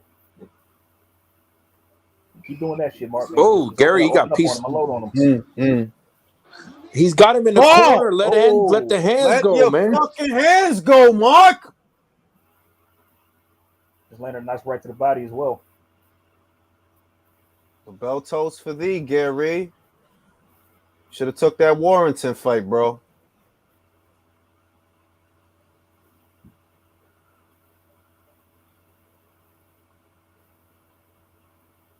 Yeah, see, this is what I'm talking about. That he'll get him in the corner and he'll let him off the hook. He'll give him an escape route.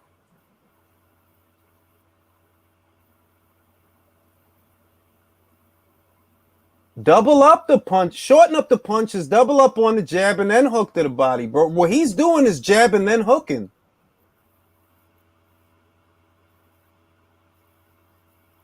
And Gary's making him miss as a result of that too. Because they're singles. Yeah.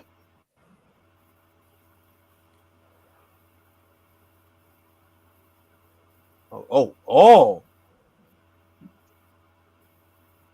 Magsayo's trying to catch him with something clean. Bro, what is he wearing, Cats? What kind of shoes is that referee wearing? Motherfucker got Super Mario shoes. And the white bottoms on the shoes are bothering you, aren't they, Jules? Yes, that's why I noticed that shit. That's exactly why I noticed that shit. Like, bro, what the fuck? Bro, whatever happened to referees wearing fucking shoes, bro? He wearing like some, what the, is those Saucony's, Dunks? What is them shits? Bowling shoes? You know, I want to be a referee because you get a good cardio workout in the ring. Real shit. Best seat in the house for the fight. Hell yeah. Oh, if I was a ref, I'd be deducting points right away. Well, I would deduct points for the dumbest fucking shit. You're clinching too much. That's one morning, and that's a point. I'd let them fight dirty on the inside. I'd let them fight dirty. I'd tell them that in the dressing room. Like, look, you can hit him in the dick. Just make sure the camera don't see it. I don't want to get in trouble. The only thing I won't allow is punches to the back of the head. Real shit, but you can hit him in the dick, bro. I ain't going to say nothing. But if you happen to hit him with your elbow instead of your right hand, it's a fight. It's a fight, bro. See, that's what's pissing me off about. Like, Mark, you got to step it up, bro. Hit the gas, bro. Because he don't have adjustments. He don't have shit. Gary don't have a lot for him. It's just he's getting out of the way of the shots, but he don't have a lot for him. Mark looking mighty limited out here. He's up. I got him up, but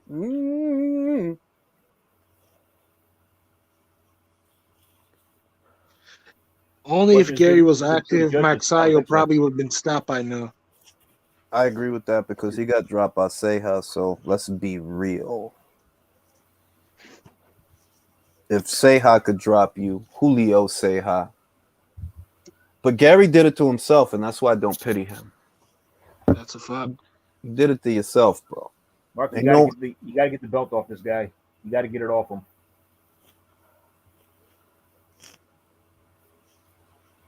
Let's go back to the body, Mark. Let's go, Mikey McPacquiao.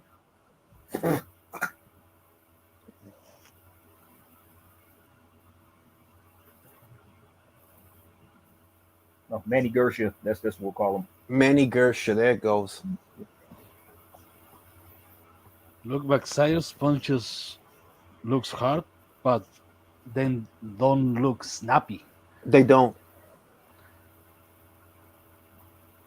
All right, he's in the corner, Mark. Come on, bro. All right. The fuck? Oh!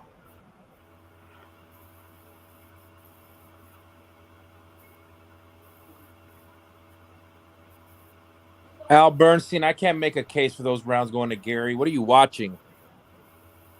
Told you. See? Bernstein is on his Showtime shit. Never mind him. Do you honestly think the PBC wants Gary to keep that belt? And that's a serious question. No, they don't. They'll get more of an action fight and money from Magsayo versus Leo. They want another Fanny Macchio. So for what it's worth, the fight I'm seeing, Mark is up. That's how I feel the judges might have it, because he's throwing a lot. Gary is just trying to get out of the way of shots. He's not really trying to take it to the guy or back the guy off. So young Penny Macchio is putting in work, bro. Real shit. Oh, man. Again, he let him off.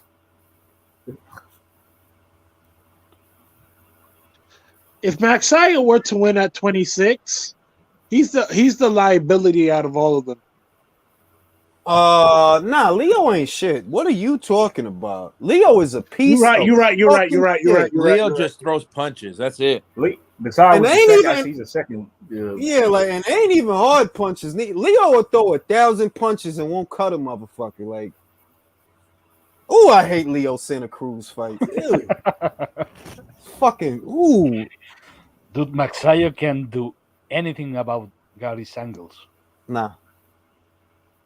A little bit of movement, and Gary's out of the way. But the one thing he's doing right is when he gets up on him, he hits him to the body. Like, if you can't catch his head, cool, go to the body.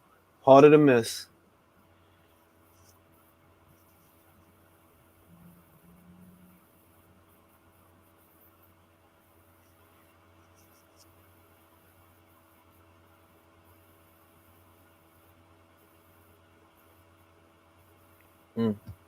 Cobra Gutierrez. That should be good. Colbert gonna win that shit. Oh, hell yeah. No doubt. Gutierrez and shit. Colbert gonna win that shit. Man, hopefully they'll feed Leo to Colbert, man. I hate Leo, man. Stupid looking smile he got. Eyes are too close together, too. Leo, look, real shit. Leo look like he got Down syndrome. Somebody needs to say that shit. Somebody needs to say that shit. That motherfucker's a weird looking motherfucker, man.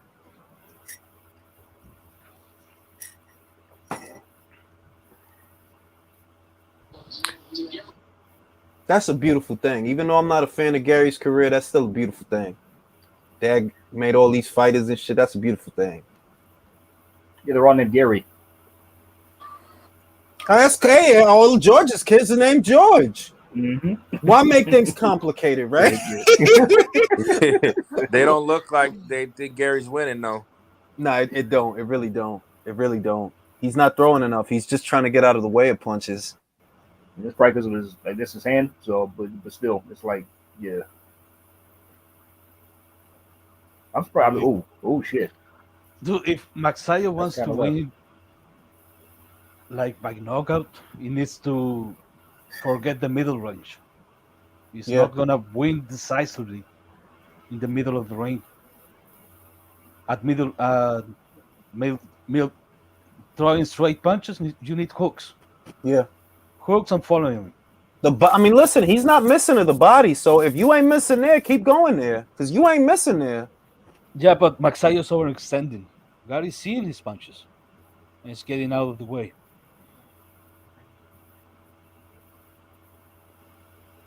Keeps trying for that straight, missing that shit.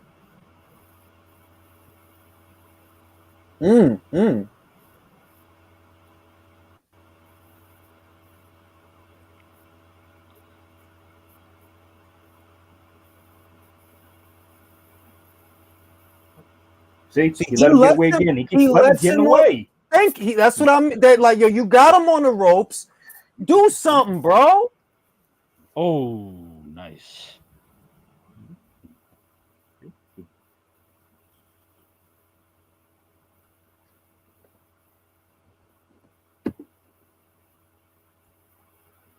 He could have caught him Nice clean. left by Magsayo.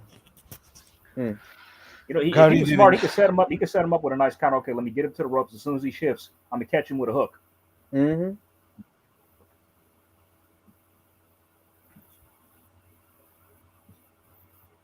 I don't see this as a close fight, to be honest. Though it's competitive, but I don't see it as being close. I could 6-2 being conservative for Magsayo. Just caught with a clean jab. Walked into that jab too.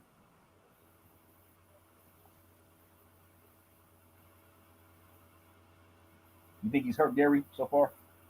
Yes. Okay, I am at what minute left to the 8th round? You guys? 32. 32 left in the 8th. Oh, ooh. I'm at 15.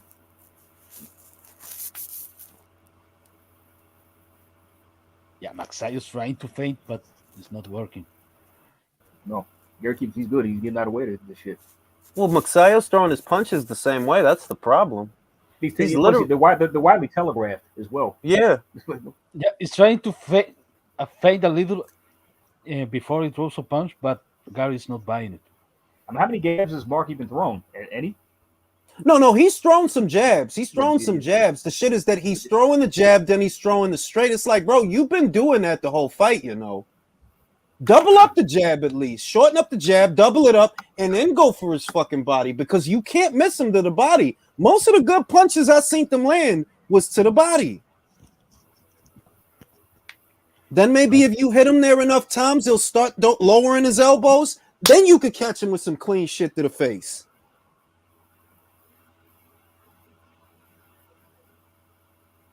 Oh, we got Gary's attention with that one. Dude, did you see Gary's mouth? His saliva. Bro. Look, this guy is not it right. The weight cut affect him very much.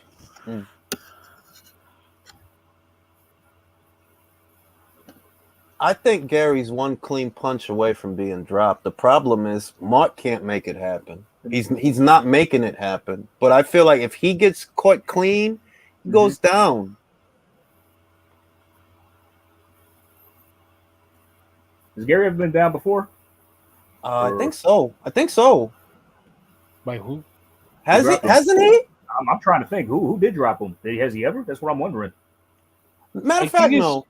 I don't think he has. No, I don't think he has. Not in the Kiko fight. Not in the Diaz fight. Not in the Neon Bayayar fight. I think I saw him being dropped recently. No, Bro, Gary hasn't fought recently, bro. No, I mean when I was watching the recaps of Gary's fight, I saw him in the ground. Magsayo is big, strong kid with limited ring savvy, bro. Very limited.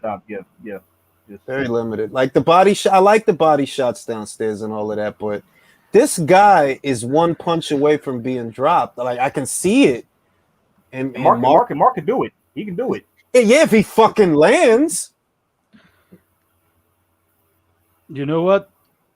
What I am seeing is Magsayo can see the straight right hand from Gary, and it's keeping him honest.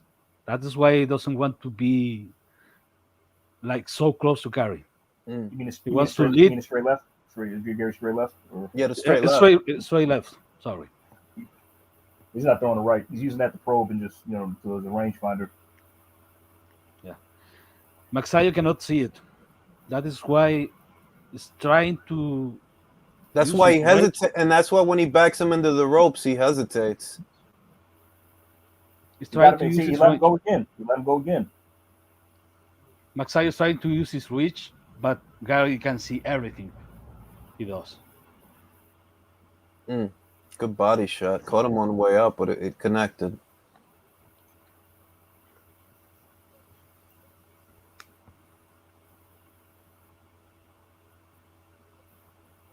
Yeah, Gary is still fast.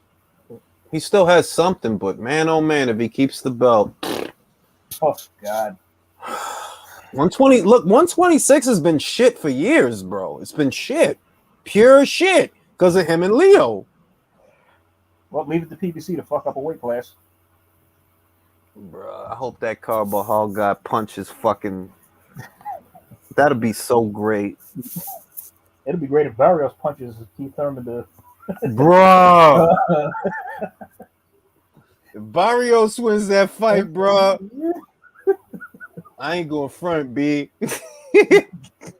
It's a couple of Keith Thurman fans out there. It's a few of y'all still out there. I know who you are. You know, if I was Terrence Crawford, if Barrios beat Thurman, if I was Terrence, I'd get his number and just call him and be like, "Ring, hello." Real shit, yo. It's this? a couple of Keith Thurman fans still out there that be posting and shit. I know who y'all are. I see y'all. Don't let him lose that Barrios fight, bro. Don't let him lose that fight, B. A lot of fans were probably like on their hands and knees, thanking God that he didn't lose to Charles Martin. I agree. Writing Yogi, this is where ring IQ is important because it seems to me like Mark is going about fighting the fight the same way every round. There's opportunities he is not capitalizing on out here. He's doing the same thing. Gets Gary in the corner, lets him leave. Yeah. March forward, just punching, throwing hooks, all that. It's fucking crazy that Barrios versus Thurman fight is a fucking pay-per-view. Isn't it though? Motherfuckers got the audacity, yo. The fucking nerve it takes to do that, bro. Not only that, two guys who were coming off losses. Bruh.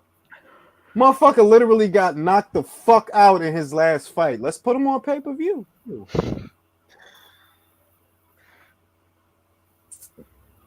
Oh, I think this is the first fight like where like the guy in the main event and the co-main got knocked out by the same guy coming off the same law. See, this is the body was there for you, bro. If you would have put all of that into a body shot, he would have folded up like a beach chair.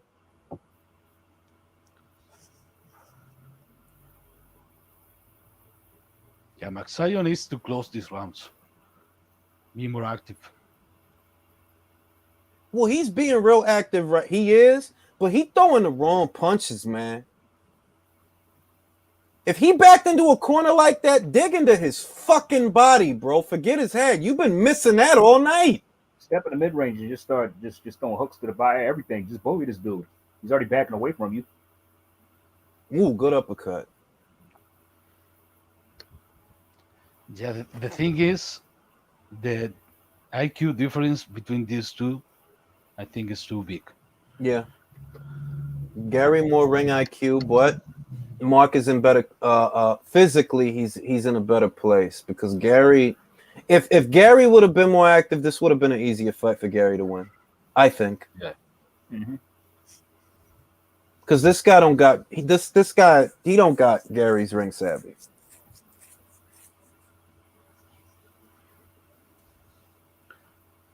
But it doesn't seem to be very much on Gary's punches, which is what's pissing me off. This guy don't have a lot on his shots, and you still taking your time and being all careful with him and shit. Let me just say, if this was an Avenesian, it would have been over by now. I think I sense a knockdown coming. Oh, I think I sense a knockdown coming. I kind of see. Let's see. It's only 18 left in the 10th. Oh. I was about to say, it was like, man, Jules, your premonition powers are scary. Oh! What? Whoa! That left hook got in. I see it because Gary's hands, he's slowing down and his hands are dropping. But Mark is I gotta say this. Mark is a fucking moron. It's there. It is there, bro. It's there, and he just is making this very difficult. Ooh, nice. Freddie, tell us, man, something, please. Hurry up. You only got 2 rounds left. Seriously. Come on, Freddie. You motherfucking trained Manny Pacquiao, bro. Tell this guy some shit, man. Tell him just some real. Freddie needs to slap him in the face, man, like the old Don Duva. Real shit, yo. Talk to like, yo, dog. Like, you want to be here all night, bro? You don't want to get home early? We don't get paid by the hour, bro. Fuck Emmanuel Stewart. Like, get that motherfucker out of here. Real shit.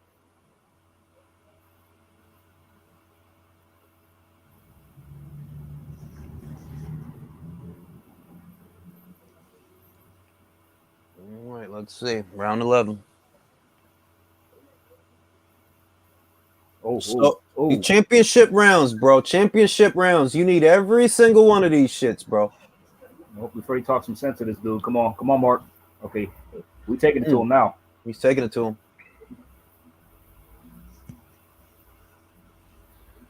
Okay, Steve got Mark ahead on the scorecard.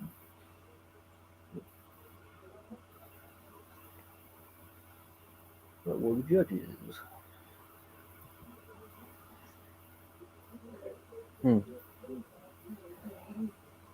See, look at yo, dog. This guy. You can't score a fucking round for a guy throwing one punch with one hand 15, 20 times. Yeah, but Mark's ring savvy is so shit, bro. Yeah, he has no ring IQ at all. He has none. Like, you haven't figured out that the body work you're doing is really what's breaking him down because you're not landing head punches. Commit to the body long enough, he'll drop his hands and you can hit him upstairs. Because them punches is there, man. The body work is the star of the show for me when it comes to Magsayo. To me, those were the best shots he's landed all night. All of the body shots. The thing is, it's not a concentrated effort. Because he'll miss a lot of fucking dumbass shit like that. Missed the hook. Okay, let me try again. Missed again. Let me try. I hope Gary retires. I'm tired of these PBC dudes 30 and up. Real shit, man. He's just fucking. He'll probably move up to 130 and fight Chris Colbert or the winner of Colbert versus Gutierrez in a year. Whoop his ass. Oh yeah, in a year he's got to heal from that injury. He's wilting though. Your friend of mine just texted me. What do you think about the fight? Fight sucks ass. That's what I think. Look, it's not bad. It's just annoying to see how much is there on the plate for Mark, but he just don't have. He just don't. You know, some guys got it. Some guys got it. Yeah. Artur has. I don't see Mark being a champ. I don't see him being a champion. No. I mean, he's a PBC guy. He gonna hang on to that belt. And Gary looks like he's just been running, not even working out. Look at his thighs. No definition. His calves, nothing. Well, that's what he's been doing this whole fight so far. No, you could tell he's been doing no S&C work, strength and conditioning, none. Bro, he better get out of here with this Wilma Flintstone outfit, bro. He never wear that again. Don't do it. He got the Wilma Flintstone trunks, B. That's what the bottom of her dress look like.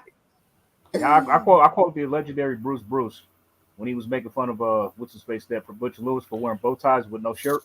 Word, like that my Butch.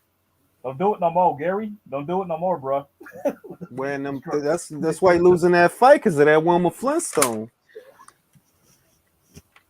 Man, listen, I got these motherfucking Nerf guns that ain't Nerf called X-Shot.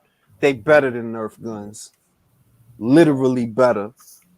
I'm going to say Nerf is a good brand, but they guns jam a lot. Not these motherfuckers. Hit somebody right in their head with this shit. All right, Mark. Let's go repeat the same shit for another 3 minutes. It's crazy. Magsayo can do any body control on this guy. Use your gloves. Use your if he's moving a lot, he's moving his head a lot. Use your fucking gloves, pin down his head, and punch him. Just one time. I think Mark's got it for what it's worth. I He's been think doing that Mark's. the whole fight. Sorry, I think he's got it won. I think he's got it won, but it's it's basic. It's basic. Will the judges see it that way though? That's the question. No, I think they will. I think they will. Because it's a little hard because in terms of offense, Gary hasn't done much outside of just getting out of the way of punches. But in terms of mounting offense, he hasn't done that. He's piecing them up now. That's wild. Gary has not tried to impose his will at all. No, he hasn't. No ring generalship. When he backs No up, effective aggression. when he backs up, it's not with the intention of setting a trap. When he backs up, it's because he's just trying to get out of the way of punches. Yeah, he's retreating. Yeah, it's just to back up. That's it. That's all. Just to move.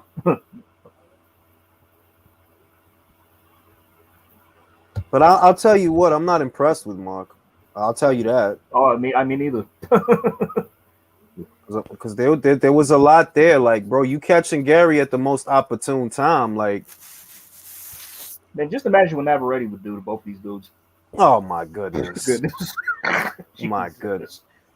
He smoked both these dudes on the same night. These versions we're seeing here. I agree with that. That's a true blue killer. Stone cold. I'm still having nightmares about what he did to Golovkin. This Gary wouldn't have lasted 6th round with Alexis Arguello or any of those fucking dudes. I'm fucking crazy. Of course not, bro. At 120. Salvador Sanchez would have put him to sleep with one hand if he only had one hand. I think Mark won the shit. I think he won the shit, but I gotta tell you, I'm not.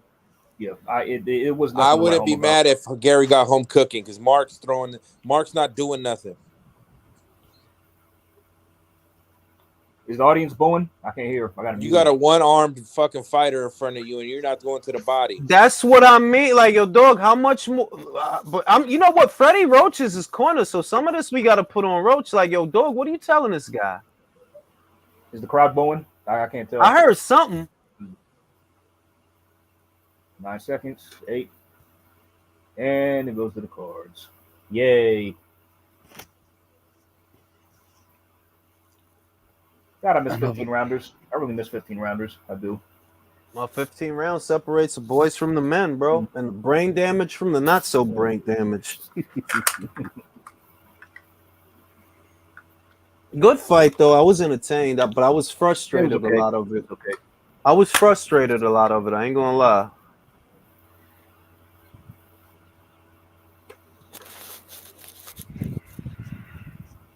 Because that shit was basic as basic, bro. Mark was basic as basic. If Mark wins, he probably won't hang on to that belt for long, just saying. Of course, no, I bet you if he wins, he gonna hang on to it for a long time because who the fuck he gonna fight? Who gonna take it from him? PBC, yeah. I mean, Leo Santa Cruz ain't gonna take it from him. No. I think if they give it to Mark, what they then move to do is a unification match, pay-per-view between a newly crowned Filipino champion and Leo Santa Cruz. That's what I think they'll move to do. Now, question: are we gonna buy it, gents? I would. You would? Okay. I would. The only thing that'll make me think twice about buying it is, regardless of who wins the fight, they're not gonna go on to unify with Navarrete, for example. They're not gonna go on to do that. That's what would make me not want to buy it. They're like, yeah, it's a unification, but what comes after this?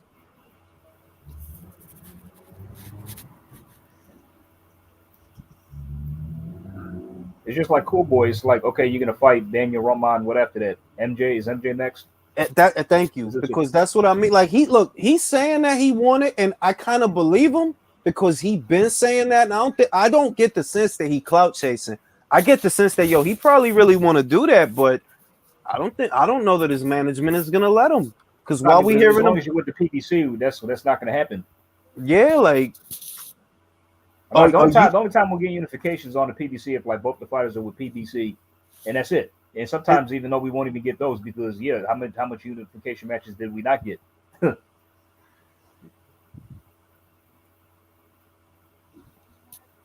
I know Steve Farhood. Who card is this? Steve Farhood anecdotal card.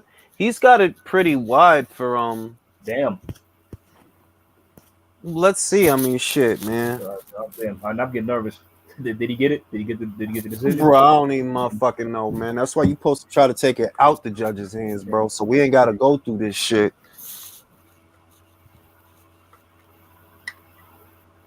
He knew he too small for these guys, bro. He knew he down there 118, bro. I think his ceiling is 122. Think he can't go to featherweight? No, I Let's don't. do active. That's 5, bro. That's 5 weight classes if you go to featherweight. It's only 8 pounds. Bro, that dude too little for He all that. can do it, but he's gonna struggle like Lomachenko struggled with all these guys. Yeah. He gonna struggle a lot more than Lomachenko.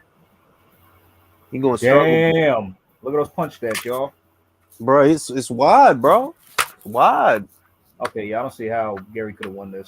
Would it be in that? I don't even I don't even like I said, when he backed up, it's a difference. Like when Floyd back up, he'll back up to set a trap. B Hop back up, he'll back up to set a trap.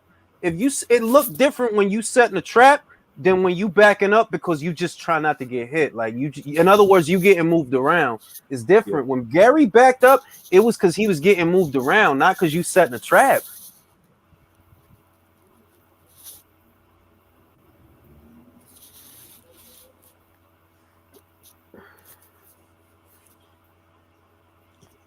Oh, y'all, we're not getting any younger. Announce the decision. Yeah, man, I ain't got all fucking night. I'm fucking old, bro. Shit, I gotta go to work. Hurry up. Oh, shit, B. Mikey McPacquiao. A draw? You lying. Don't play with me. You lying. Oh, hell no. 115, 113. Third. What? Woo! Mark, they gave it to Mark. He got. That's a fucking shit scorecard, though. It is. Hell yeah, it is. Oh, right. Oh, thank God. No way was that fucking close. No way. Majority of the. Oh, get the fuck out of here. Come on. All right. Okay, well, at least the right man got it. They gave it to him. Okay, but, No, at least the right. At least look. All right, let me tweet it. At least the right man won the fight. Right man won the fight.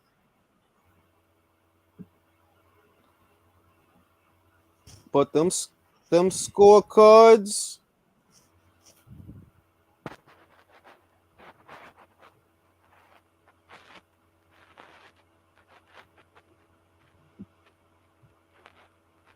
And so ends the reign of Gary Russell Jr., who had all the potential to become the most dominant force in the featherweight division. I've always thought that. And he squandered it. Because for a time, who was going to beat Gary at once? Who? Not Leo. He could have beat Josh. Fuck. He let that get away. It's like, yo, he really had the potential. And hey, squandered potential is squandered potential, bro.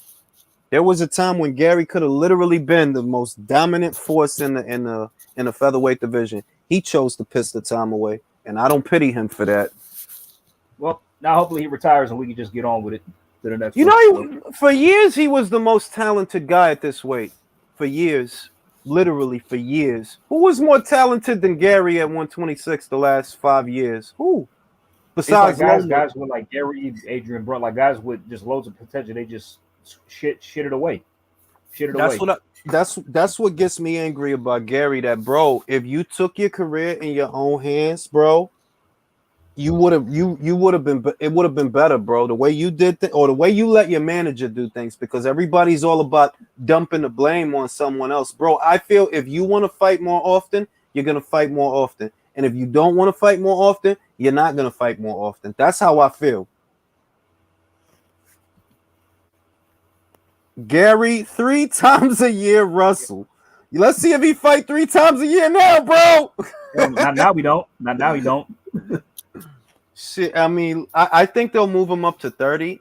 I think he'll be out for a while. Then they'll move him up to 30, so he could be a name that Chris Colbert fights after Chris wins the title. Because I got Chris winning that fight. Yeah, they'll just beat him to Chris after that. Then he'll lose to Chris. Chris will beat him. Then I'll tell you what, look. What's going to happen, Chris is going to say Shakur Stevenson name a lot. That's what's going to happen. Mm-hmm. And we ain't going to get that fight.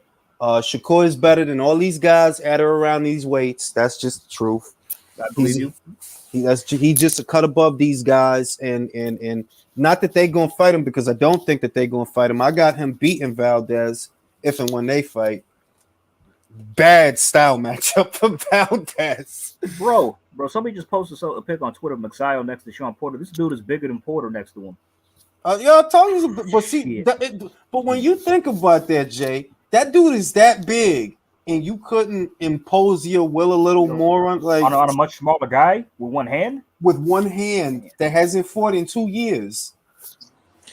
Well, but it's going to be interesting. His title run. I'd like to see where he goes, who he fights next. Leo Santa Cruz, bro.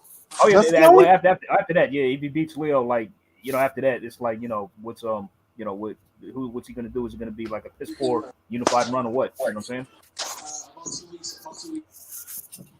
Now I feel that I do feel that Magsayo versus Santa Cruz aesthetically. Man, this dude Gary, I fight with regardless of the circumstance. You sitting on your ass for 2 years, fuck off.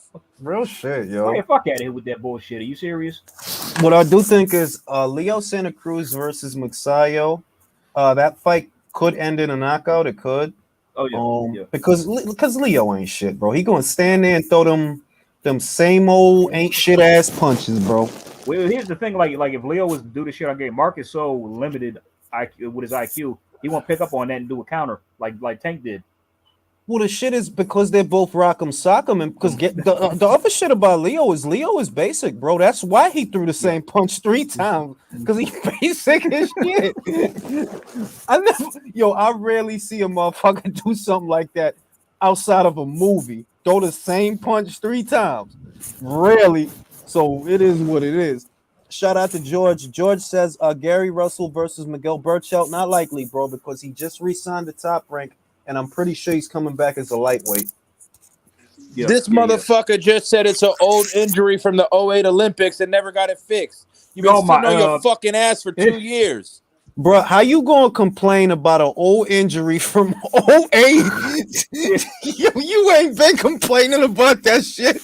All right, I'm done with Gary. Just take the mic away from this clown, please. Jim, stop the interview now, please. That shit is crazy. Yo, motherfuckers. That's embarrassing. Motherfuckers will say any old shit now, B. That's like saying, yo, I stepped on a Lego block in 9-6, and my foot was never the same after that. And that's why I lost. That's why I lost the fight, because I didn't have my footing. So, yo, shit is wild out here, B. But hey, it happened, and I think that a lot of us going into this fight, or at least I felt that the belt told for Gary, because it was all wrong. Everything was wrong. The time away from the ring was wrong. The size of this guy, and the fact that the WBC doesn't have a 10-pound rehydration clause, so he can fucking come in there weighing whatever the fuck he wants. Mostly to me, it's the timing, because I'm not trying to give him a consolation prize, but if Gary was more active, he would have won this fight. Absolutely. And Mark is good, but limited. We see that movement very, very limited.